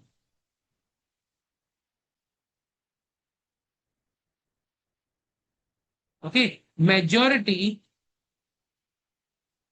of your customers are situated in war zone. Will you be able to sell them? Answer is no, you will not be able to sell them. Okay, so you need to understand where are your majority customers and suppliers, or you can say material. If not majority, then go for material at least. Material suppliers and customers. Clear? Any doubt? What else you will check? Whatever we have discussed, what else you will check?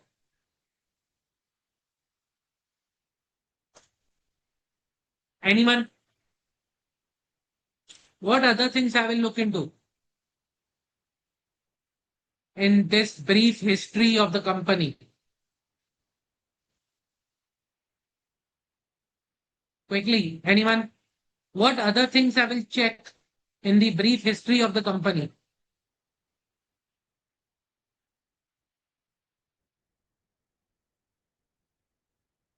Come on, quickly. What other things I will check in the brief history of the company or the target company? If I want to understand what is the brief history of the target company and the background of its promoters, what things I will look into apart from these, whatever we have discussed. Important license.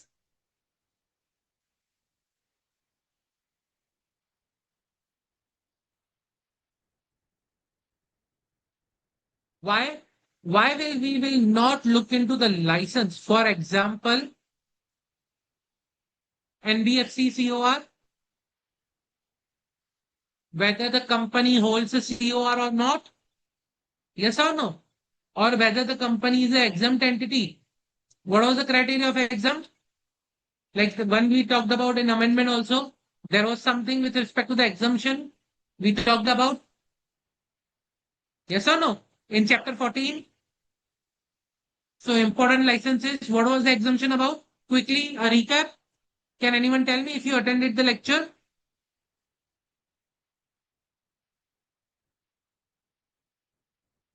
No? That's why I asked you guys to read the chapter after the sessions. Then only you will be able to answer like this. You will be able to correlate things. What if the company has an exemption? So what licenses company has, or whether the company is required to obtain some licenses? What will happen once the company will merge? Will your license be valid? So all these things you need to understand the brief history. Okay, the past licenses that the company has and its impact at the time of the merger. Okay, then again, when I talk about the history of the company, I will see evaluation or evolution of IT systems of company. So history of IT with the company. Why? The reason because at times, let's say if the company is into the IT sector, hypothetical example, company is the IT company. I can understand the new products will be on the new programming language, AI driven, new products. What about the old products, old services? What about the old products and the services? So you need to understand, okay, new products will have AI.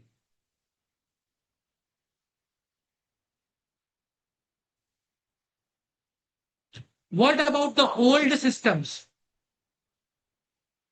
Do one thing, try to bring a computer 10 years ago, like, okay, there was a, like, the computers that were available 10 years ago, and try to run a AI on that. Pentium 2, Pentium 3 computers. Try to run AI on that, which used to have 5 and 2 MB of RAM. You will not be able to run. So you need to understand the limitations of the IT systems or the old IT systems which are yet to be migrated in the new platform.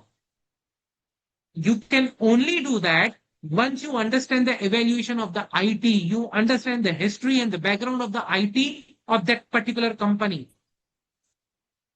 Okay. What if the company is still running Windows 98 on their systems?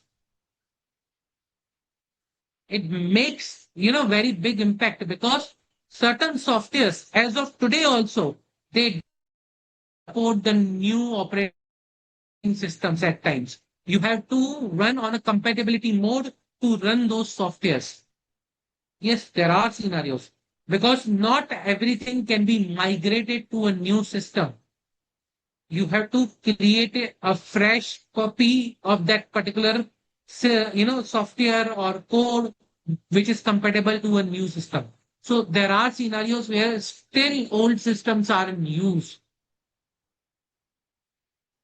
So you need to understand that. Okay, the old evaluation of the IT. So these are certain areas that as a due diligence guy, you need to look into. Okay.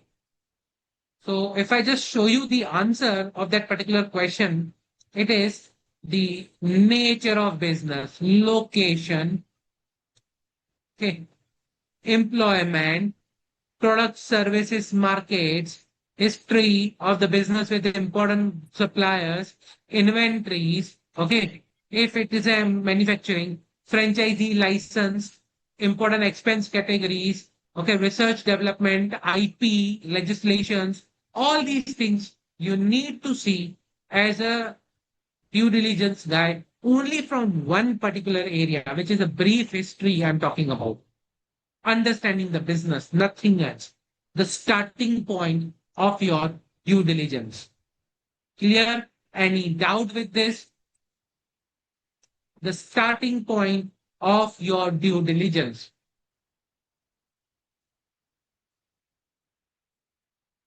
So once you will check the brief history of the target company, what else you will check? Let's say we are done with the understanding. Now next step. What will you check? I'm talking about financial due diligence, full-fledged financial due diligence. What is the next area that you will check in case of the financial diligence after the brief history of the target company? Quickly, the next area. What is that next area? That you will check with respect to the full-fledged financial due diligence. Anyone?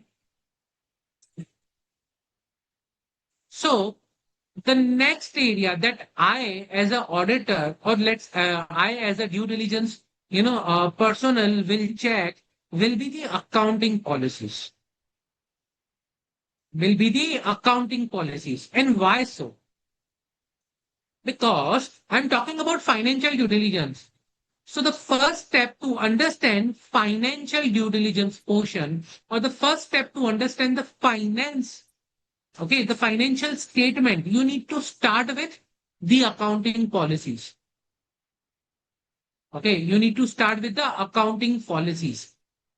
And based on that, you will be able to understand how the financials work. So starting point for the financials will be your accounting policies.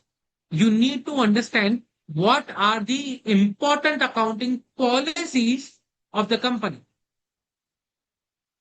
Now, quickly tell me from where you can get the accounting policies.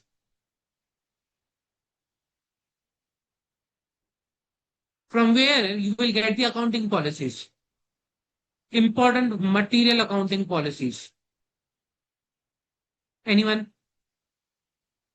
From where you can get these accounting policies? We have discussed this. We have discussed something similar when we were discussing chapter number 14, even 15, 16. We have discussed these things. Important financial accounting policies. From where you can get that? Is it not covered in the financial statements? Yes or no? Don't you get the significant accounting policies as a notes in the financial statement? If you get, then why we can't refer that particular part from that financial statements? Why we cannot? Is there any restriction? No. We can go and review the significant accounting policies in a financial statement. Okay. The note to the financial statement which contains a summary of significant accounting policies that is part of the financial statements which are audited. Take that as a base and go through the accounting policies. Then you will review the financial statements. Easily, you can get the financial statements, the audited financial statements. I will review the taxation part. Now, what you will review the taxation? If I ask you what you will review in the taxation part?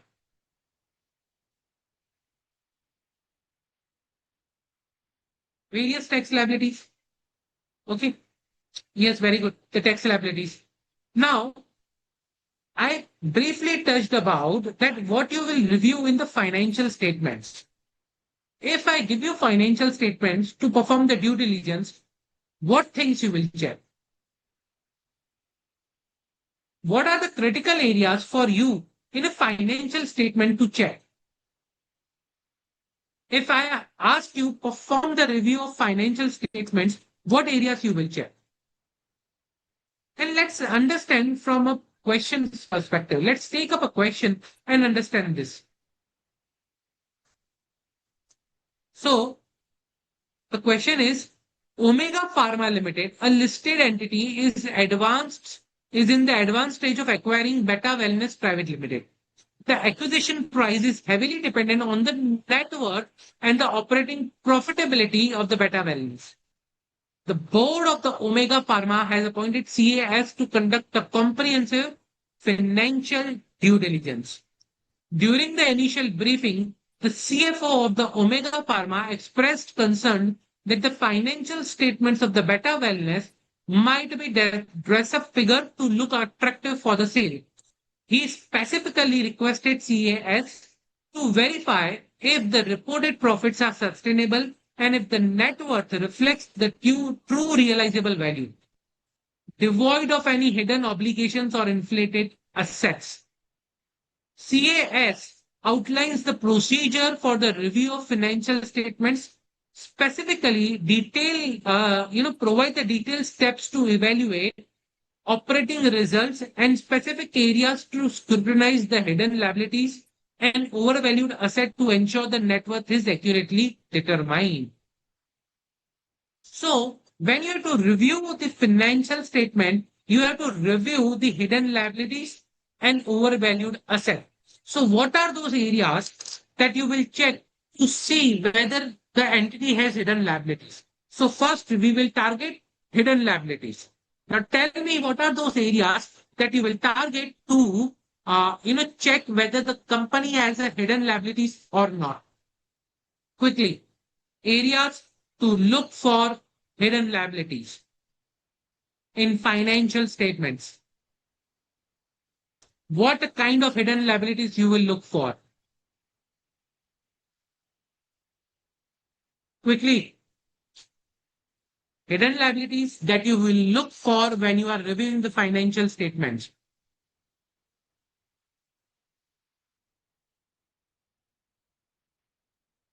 No? See, I will start with the letter of credits or the letter of guarantees that are given. Okay. So guarantee letters or letter of comfort which are given to banks or which are given to any third party. Why? Because guarantees or letter of comfort they are not recorded as the liabilities. They are not disclosed in the balance sheet, but may be given by a company to show the support. Okay, let's say, for example, there is a subsidiary company. Okay, there is a subsidiary company. Hypothetical example. Now, that subsidiary company wants to obtain a loan, but subsidiary company does not have that much net worth. So the group company comes into the picture or parent company comes into the picture and gives a letter of guarantee that if the subsidiary is not able to pay, I'm there to pay. Where will you record that letter in the financial statements? Maybe you record in the contingent liabilities. But what if the company does not record this letter? You will never come to know. So there are chances that these kind of letters are hidden liabilities because they will not get triggered today, but they will be triggered in the future. Okay. So letter of comforts or guarantees. Then uh, basically company may have, agreed to indemnify the liabilities of the subsidiaries. Let's say there is a transaction. Okay, let's say the parent company has sold the subsidiary company. And the parent company said that, okay, fine, I sold the subsidiary, but in future, if any liability comes in the subsidiary company that is being sold for next 5 years, I'll take up that liability. I'll pay you that. But in the books of accounts, you will never come to know about that sale because that sale has happened either 2 to 3 years before. And you have given a guarantee for the 5 years, kind of a warranty that if anything comes up in the subsidiary, okay, any past liability, I will pay it up as a parent company. So you will never come to know about those sale transactions or sale of the subsidiary in past for which the liability can come into the future. Hidden liabilities. Again, product warranty. If the company is selling something, providing any service, so if there is a product service or a warranty claim, you never come to know till the time the claim is registered.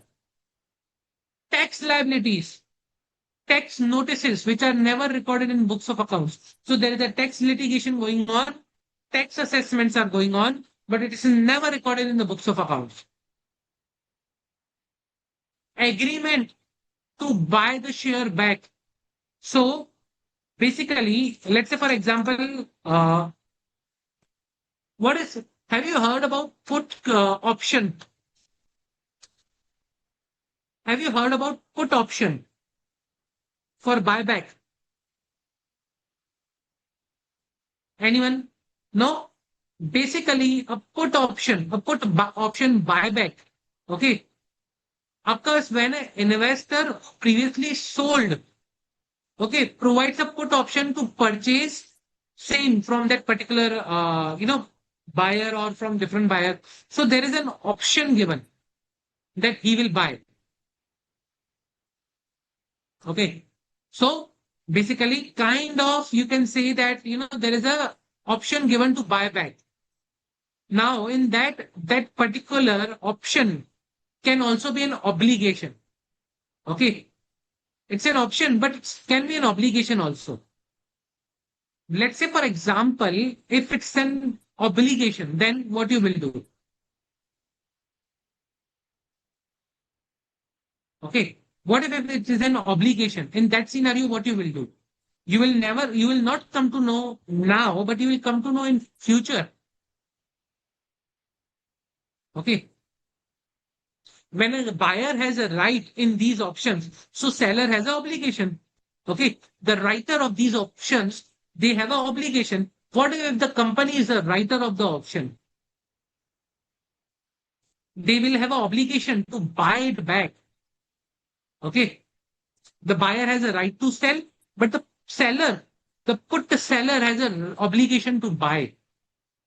In that scenario, you will not be able to see those things in the balance sheet. This is outside the balance sheets. Again, environmental claims for any manufacturing plant or something that can come into the future, labor claims, labor litigations. So these are critical hidden liabilities a company can have.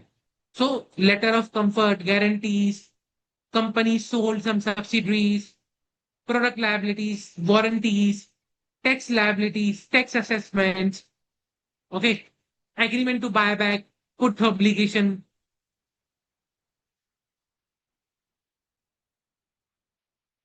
Okay. Then uh, environmental problems, labor claims, pending litigations. Okay. So these are certain areas that you will check for the hidden liabilities.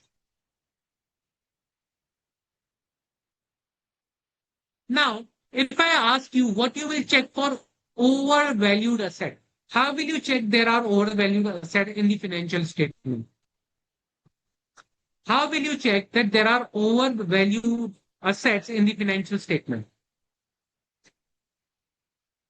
If I have to check whether there are any overvalued assets in the financial statement, how will you check?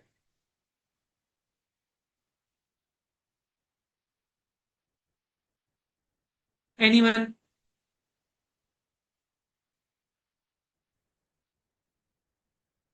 Overvalued assets? No.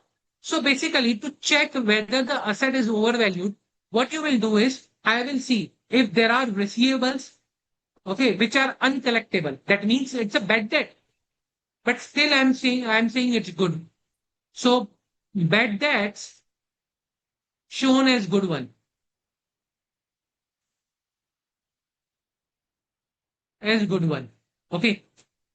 Absolute or slow moving or non-moving inventories. Okay. So if there are inventories which are obsolete, slow moving, non-moving, and also there is no provision,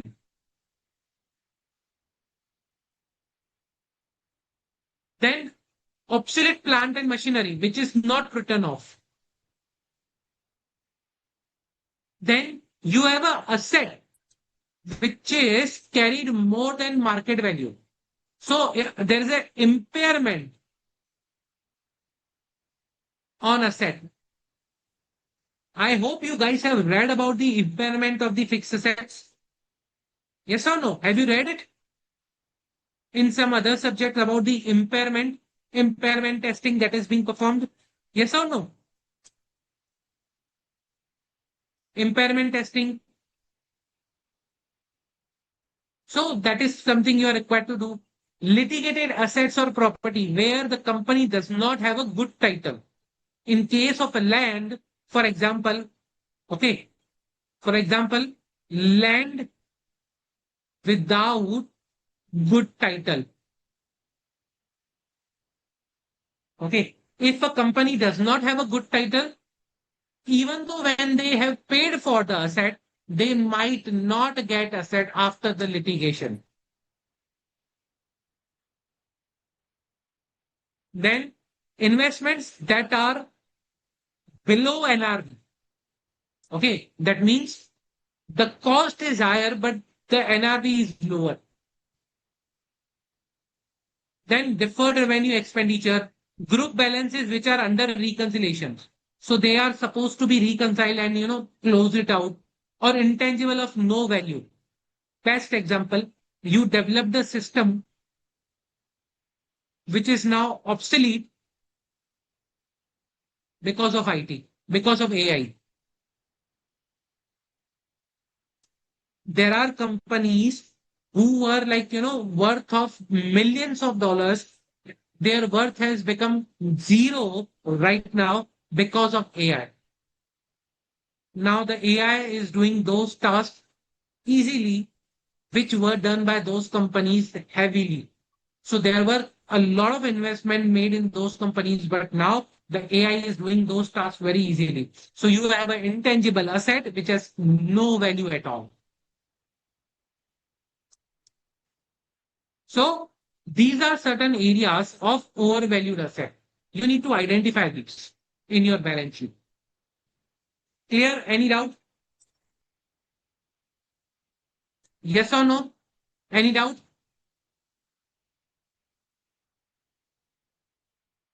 Okay. Now we will talk about the other areas briefly, which are there in the due diligence. Okay. So if you do a financial due diligence, then you need to see for the cash flow projections. Okay. Actual cash flow, past cash flows, how the cash flow is divided into operating activity, uh, then how the things are there in the investing, financing activities. So all these things are there. Okay. So operating, financing, all these activities, how the cash flow is divided. Then financial projections of the cash flows, all these financial projections which are there. Then management and employees, how the organizational structure is there, how many employee strength, the hiring ratios and all these things are there. And the statutory compliances which are required to be undertaken, okay, by a company. So if there is any non-compliance on that particular area, okay, so all these things are there with respect to a financial due diligence. Any doubt till now? Any doubt with respect to the financial due diligence, the areas that we cover?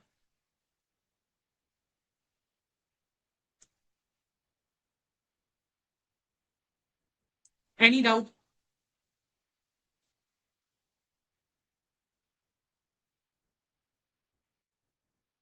Yes, no, quickly. No doubts.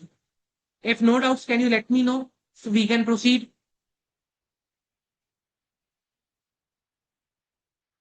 Are there any doubts? No? Okay. If no doubt, let me proceed. So, what we discussed is the areas which you cover in a financial due diligence. Now, the second question comes in, what is the approach for the financial due diligence? Or what is the approach for the due diligence? And now I'm talking about not the areas. Now I'm talking about the process, the steps involved. Okay. So tell me the steps that are involved into the due diligence.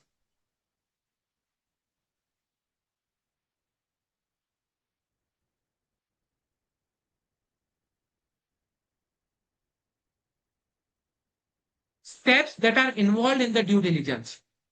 I'm not talking about the area, but the steps now. How do you perform the due diligence stepwise? Anyone? Okay, you tell me, how do you perform how do you perform the audit stepwise? What are the steps in the audit?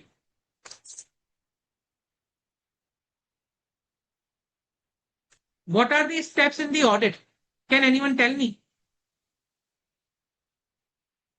quickly the steps that are involved in the audit? How do you perform the audit? What steps do you undertake? Like, what I do first, then what I do next, stepwise, what you do in the audit? Anyone? Basic, you might be aware about these things.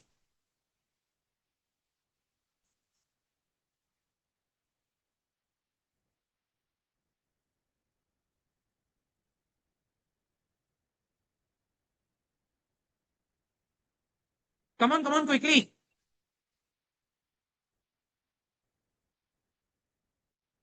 What are the basic steps that you undertake in audit? Sorry, if this is something which is missing, then it is very, not appropriate. But again, let me tell you.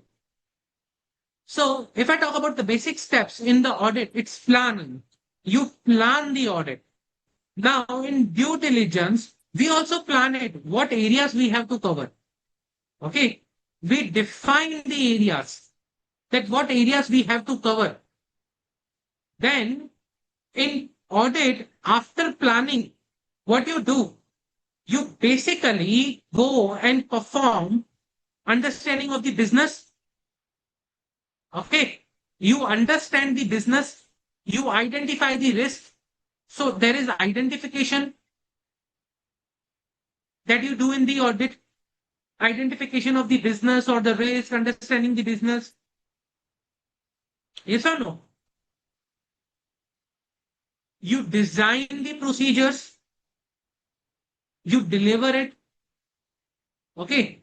Once you identify, then you basically design or you perform you design the procedures that you are required to perform. For example, I will perform control testing. I will perform sample testing. All these things are there.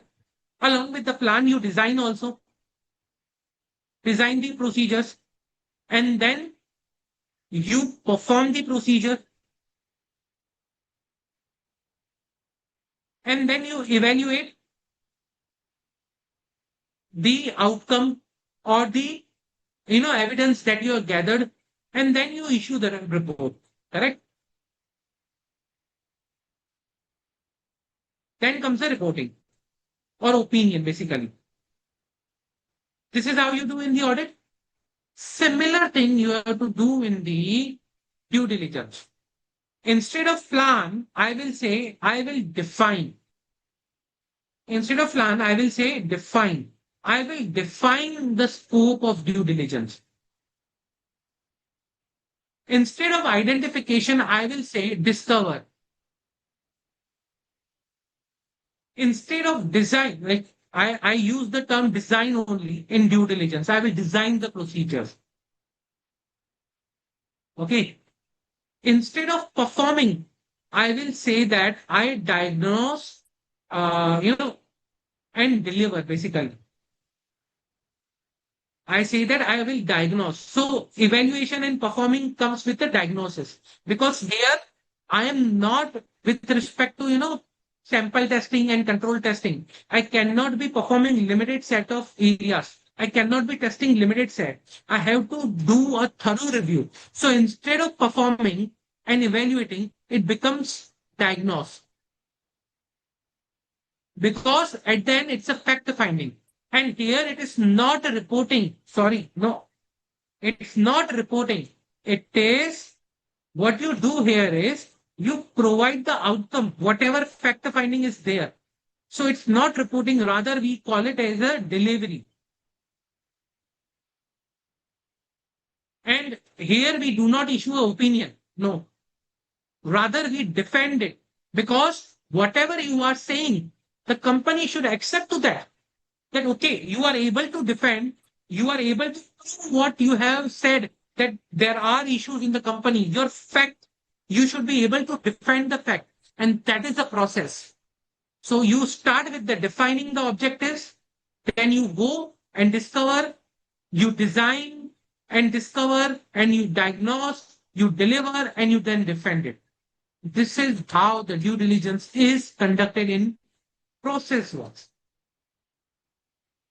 Any doubt with respect to the process of the due diligence?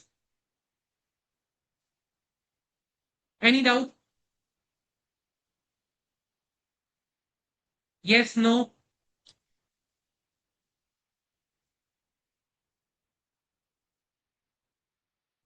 No. Great. Okay. If no doubts, let's understand the due diligence reporting. Let me show you a due diligence report. See, basically, a due diligence report contains a lot of things that depends upon the type of due diligence. So when I talk about a due diligence report, it can include a lot of things. Huh? It will include basically kind of the areas like, if it is a financial due diligence, then it will include things like, business related, financial related. If it is a tax due diligence, it will include a lot of things related to the tax. Okay. If it's something different kind of due diligence, it will include those due diligence related matters. So due diligence report can be of various types. They can be of various nature and structure. So there is no defined, I would say, structure of the due diligence, the way you have the audit. You have a defined structure of the audit report? Yes or no? But in due diligence, that is not possible. That is not at all possible. Okay. So if in the due diligence, a defined structure is not possible, then how will you issue the report? How will you issue the report? Anyone? If the defined structure is not possible, then how can you issue the due diligence report?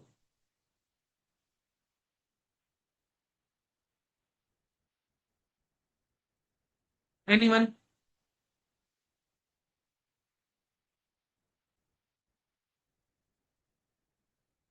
That is very important part, because see, if you will not be able to issue the report, if you don't understand the basic things, it will become very difficult on the due diligence side that, okay, we have done everything, but now we don't know how to issue the report. Okay. And due diligence can be under various laws also sometimes. So if let's say outside India, if there is a foreign law which requires a due diligence report, then so you need to understand what is the nature of that due diligence report, how it is issued, what is the basic things that you are required to include in that.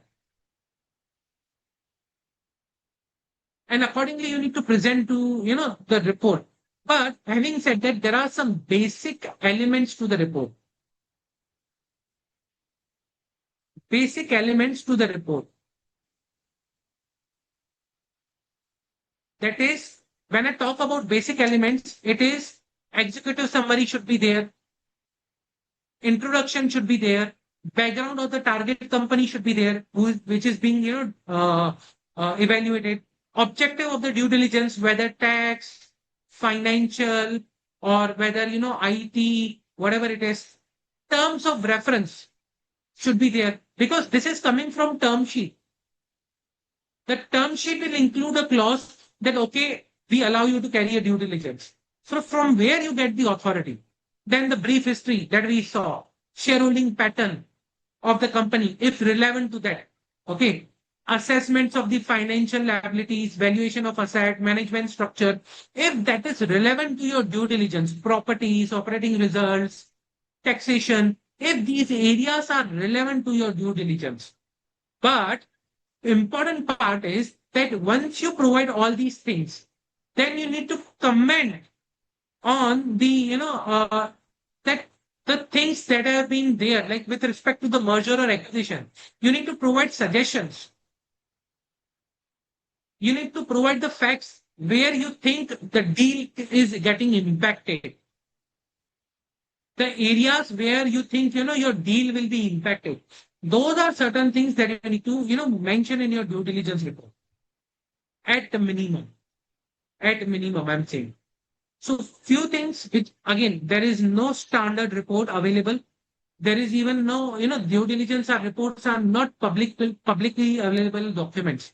So basically, you will also not able to get publicly published due diligence reports. Okay, so that's why these reports are not available. But having said that, there are some minimum things that are required to be included in these reports so that the reader, the investor can understand what is your outcome from that report. Any doubts with respect to due diligence? Any doubt till now?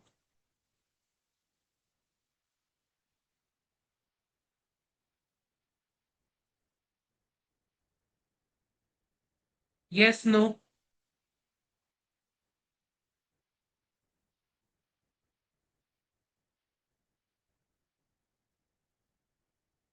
no.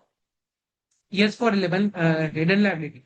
Yes, you can ask the doubt for the hidden liability if you have.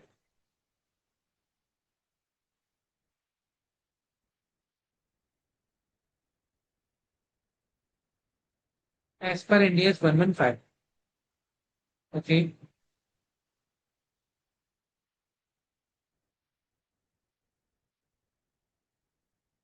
Warranty liability creates liability in the financial statement. Yes, it creates as per Indus 115. You need to book it. But what if the company does not? What if the company underbooks the warranty provision? What if the company, books a lower amount of the warranty provision compared to what actually the company has to, incur the liability behind it. So most of the companies estimates the warranty provision behind the sale of product. It is based on the claims that has been, raised in last, let's say 5, 10 years. Let's say company, instead of taking last 5 years, they prepare working on the last 2 years. In last 2 years, let's say there is no major warranty claim or they exclude some warranty claims from in the calculation and they come up a number instead of let's say 10% warranty provision on the sale, they come up with a number of 3% or 2% underbooking of the warranty liability. How will you identify the actual liability that the company is incurring or the company is going to incur? Let's say, hypothetical example, company launched a new product. It has made a record sale in 1 month for that new product. Now, how can you say that that new product, how much warranty will get triggered for that new product? And how much is required to be booked? What if the company has to recall all of the sale which is done in next, let's say, 6 to 7 months? Yes, it's an estimate. But again, if it's an estimate, then there are high chances that can be manipulated. I say 500, okay, management estimates. So in that scenario, it becomes very difficult to, say that there will be no future warranty claims that are, uh, you know, not recorded. Everything is say, it will be very difficult to say everything is recorded, specifically in warranty. Very, very, I would say, area where a thorough investigation or thorough, diligence is required. Any other doubts?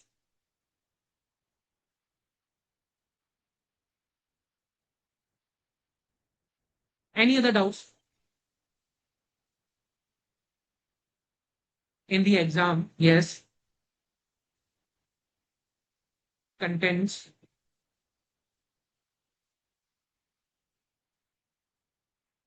Okay. How much you need to write in 5 marks? See, 5 to 6 points you need to write. Do not write essay. Okay, that means do not, just spend, 2 to 3 pages behind the answer, or you may write like, do not write 10, 15 points behind a particular answer. No, you have to write, let's say it's a 5 mark question, then 5 to 6 points which are relevant to the answer or question you need to write. Or let's say if the question is pertaining to a provision, so we write in a PSC format. Okay.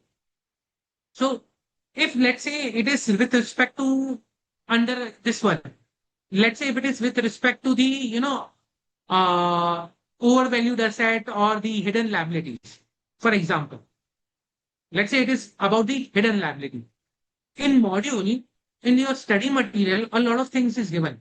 But when it comes to in the exam, what you can do is you can write 5 to 6 points which are most relevant from the question perspective. Okay. If the question says that, okay, provide some areas, you need to read the question the way we have read, for example, this question. So here, if you see, it is with respect to the net worth. Okay. We are talking about some company financial figures to look attractive sales. Okay. Sales related. So you need to specify some areas which is onto the sales, which which we have already have in the overvalued or under or the hidden liabilities or the overvalued assets. Or if there is some hint given in the inflated assets, okay, something more about the asset. So you need to write from that perspective those areas. Let's say nothing given, write 5 relevant or 6 relevant points which are appropriate from the question's perspective.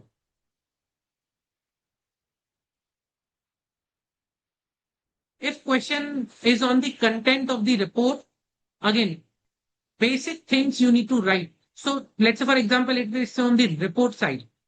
Now, see, I'm not saying you just write executive summary as a 1 point. No. So writing 2 words cannot be a point. Writing introduction word cannot be a point. Okay. When you write an entire sentence with some explanation, that becomes a point. When you have to write 1 word, I would say that it is not a point. You cannot stop at 5 or 6 words like executive summary, introduction. No, no. Over there, if the question is on the content, you need to provide the content, whatever is relevant from the question's perspective. So do not count introduction word as 1 point. That will not be relevant.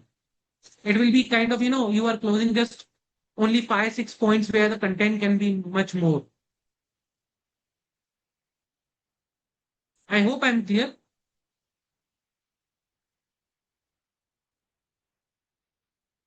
Any further doubts?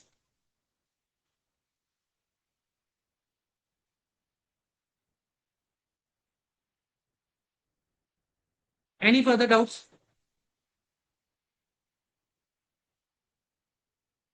No? Okay. If no further doubts, let's proceed to the next topic. If no doubts, let's proceed to the next topic. And this is also very important in connection with whatever we have discussed. The next topic that I'm going to take is investigation. Okay. And this is very vast. Investigation is very vast topic. I'll tell you why. First of all, let's try to understand what is investigation. Now, you understand due diligence, thorough examination of the details, so that you can present the fact and for a purpose of the merger acquisition transaction. There's a deal transaction behind. Investigation is not with respect to the deal transaction. It is in-depth examination. But to establish a fact or to evaluate some specific situation. Okay.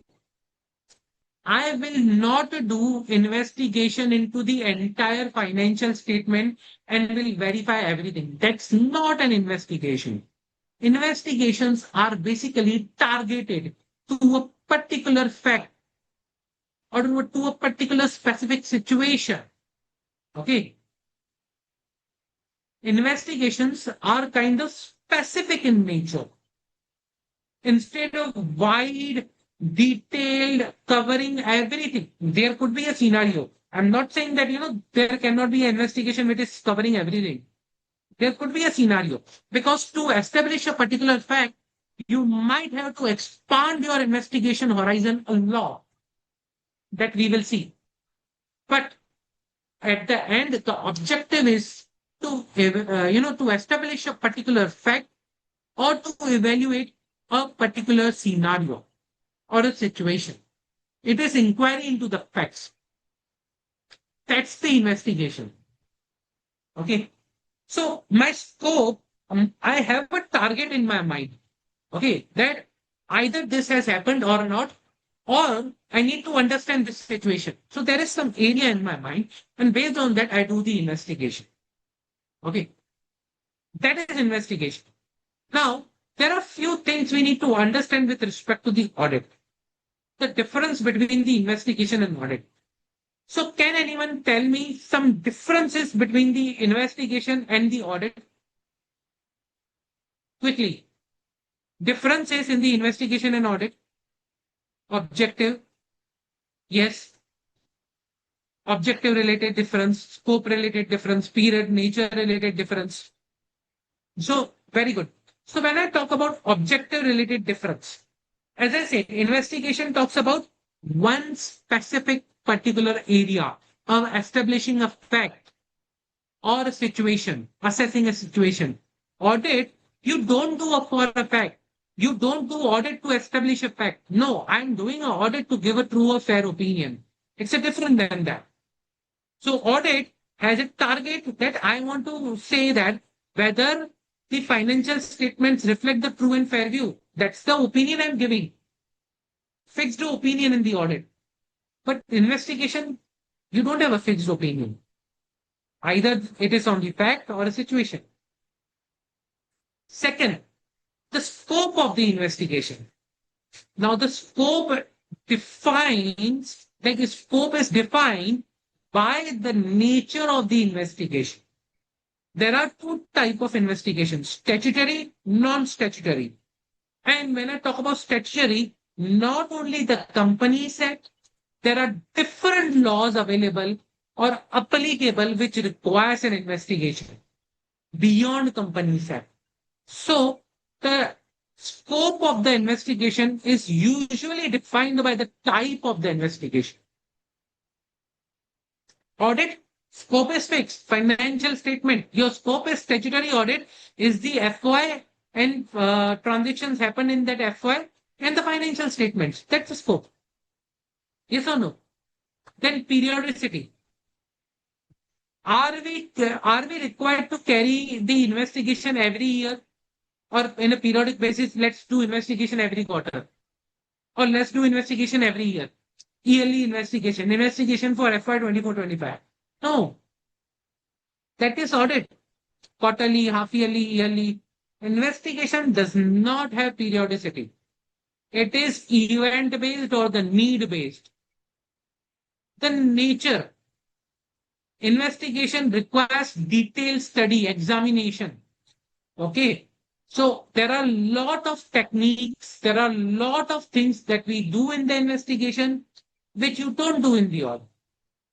Audit, it is a judgment based, risk based audit. So you identify the risk and you perform the audit. Usually, if we talk about audit, is a risk based approach. The where there is more risk, we will perform more audit. If the risk is lower, if the item is not material, we may exclude that. If the item is not relevant from the financial reporting perspective, we may exclude that. Or our opinions are restricted on those matters. Investigation does not care about financial, non-financial. If the subject matter, even if non-financial, it can be covered into the investigation. So it does not, bifurcate or distinguish, or I would say, is biased based on the financial or non-financial. Okay. Investigation is not mandatory in nature, whereas audit is mandatory for the companies. Inherent limitation. Audit suffers from the inherent limitation that you have a restricted time. You cannot do 100% checking. You have to rely sometimes on management. Okay. You take management representations. So there are scenarios where there is a limitation. I do audit based on materiality. So I scope out non-material items. I cannot do 100% testing. That's why I do sample testing. I do analytical testing. I have to rely upon the internal controls. Investigation, no inherent limitation. You have to check everything from top to bottom, each and everything. You cannot scope out a single thing. Evidence in case of audit, it's prima facie, reasonable assurance. Because you have to give a reasonable assurance, it's a prima facie that, on the first look, when I see a evidence, I say that, okay, this is good. Means I find the evidence good unless and until there is something, inappropriate not coming in front of me. So let's say if there is an invoice, and if there is something, if that invoice is signed and stamped, I will consider that as a genuine unless and until something comes in front of me that says or that makes me aware that this invoice is not genuine. So I will take the evidence on a face value. I will take the documents on the face value, the prima facie evidence. Okay. I will not run behind each and every invoice to prove whether this document is genuine or not. Investigation, I do hash testing also. So there is a testing for the electronic documents. Okay. Hash testing or hash verification that helps to identify the genuineness of the documents. Kind also there are, alteration, AI alteration nowadays, AI alteration, AI verification, AI watermarks that are being placed, and there are softwares which helps to identify genuineness of the documents, whether the documents are fabricated or not. In investigation, I do a detailed, thorough, analysis of those documents. I do not accept anything on the face value. Again, appointing agency can be third party, can be anyone. And in basically audit, members appoint you, board of directors appoint you, shareholders appoint you. Reporting in audit, you report to the members. But in investigation, you report to the appointing agency. If the government has appointed you to carry out the investigation, you will submit your report to the government authority. Basic few difference between the audit and the investigation. Any doubt till now? Any doubt on whatever we have discussed? Yes, no?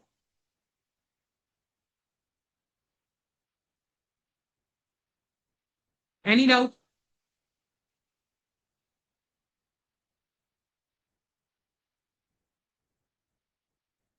No doubts?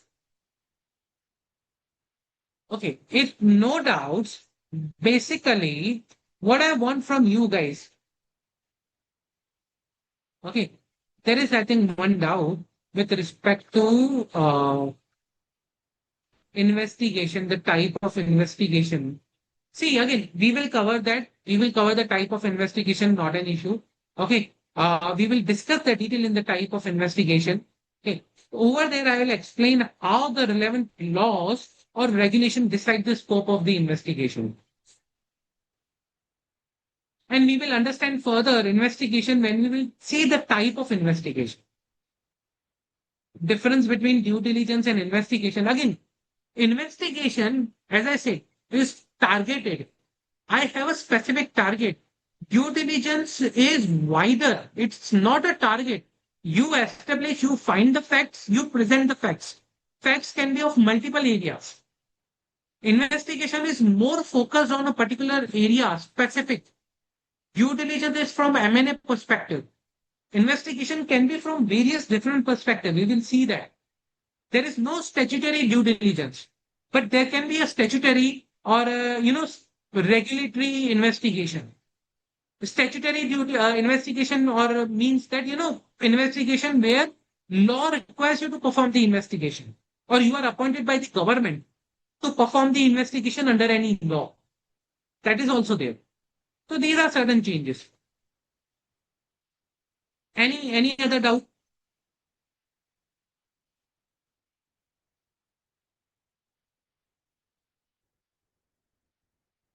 Any doubt?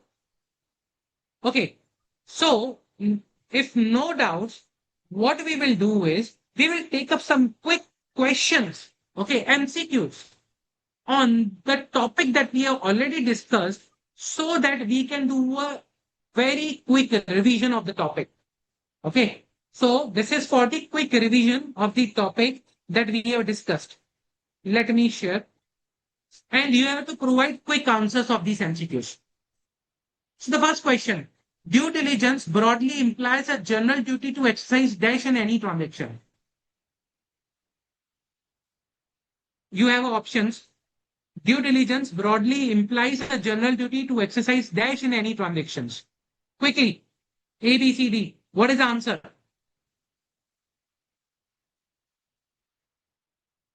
Authority, care and prudence, speed, statutory power.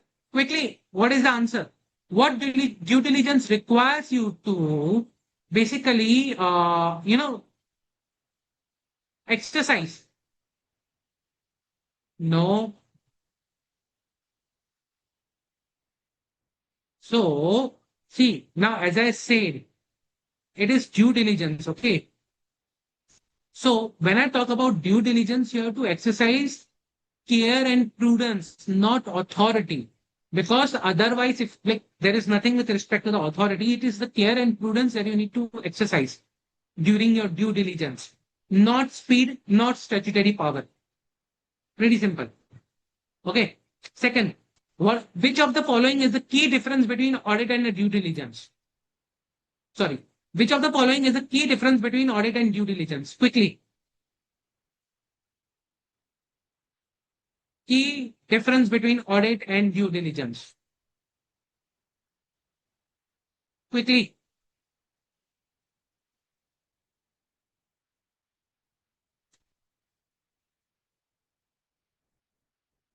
Okay. Audit B. Audit aims at an expression opinion on the financial statement, where due diligence aims to examine the potential investment or business opportunities. Correct. So, audit is narrow or specific, due diligence is broad and general. No, audit is also broad. Okay. There is no difference. That is incorrect. Audit is voluntary. Incorrect. So, answer is B. Then, which type of due diligence involves an evaluation from the commercial, strategic, and operational perspective? Pretty easy. Pretty easy. Answer and question. Question itself have an answer. Which type of due diligence involves an evaluation from commercial, strategic, and operational perspective? C. Yes, very good. Fourth question. While conducting a due diligence, letter of comfort given to the banks by the target company are often categorized under which area of investigation? Very good. Absolutely correct. Hidden liabilities. Then, when is detailed due diligence typically conducted? This is very important. We discussed this. When the detailed due diligence is typically conducted.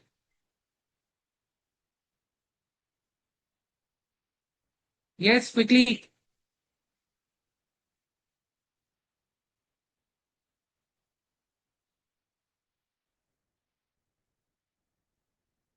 When it is conducted.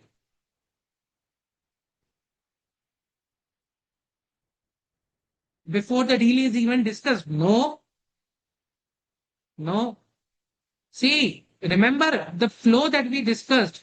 So once you discuss the deal, you sign a term sheet. Term sheet is a non-binding agreement. Term sheet usually is called a non-binding agreement. So once you sign the term sheet, that becomes the base for you guys to conduct the due diligence. So after signing a binding contract, no, I don't do a due diligence after a binding contract. If a contract is signed, then what is the purpose of doing a due diligence? If the contract is signed, then what is the purpose of doing a due diligence? After the acquisition is fully complete? No, because if the acquisition is complete, there is no point in doing the due diligence. Okay. So the right answer over here is that after a preliminary understanding is reached, but prior signing to the binding contract, at that point, okay, I do a due diligence because I want, when I'm entering into a contract, I should be aware what are the pros and cons of this deal. So D is the correct answer. Okay. So this is something, a quick revision of the due diligence. What I want you guys to do next for the upcoming lecture. Read the investigation, read the due diligence, okay? Bring your doubts and practice on the topic. So we will cover investigation in detail and we will move to the forensic accounting also. If time permits, we will start forensic accounting a bit, but majorly we will be discussing investigation. Okay. So I want you guys to read, bring up your doubts, and we will discuss a lot of interesting things on the investigation in the next session. Okay? Any doubts before we close the sessions? Any doubts? Any comments?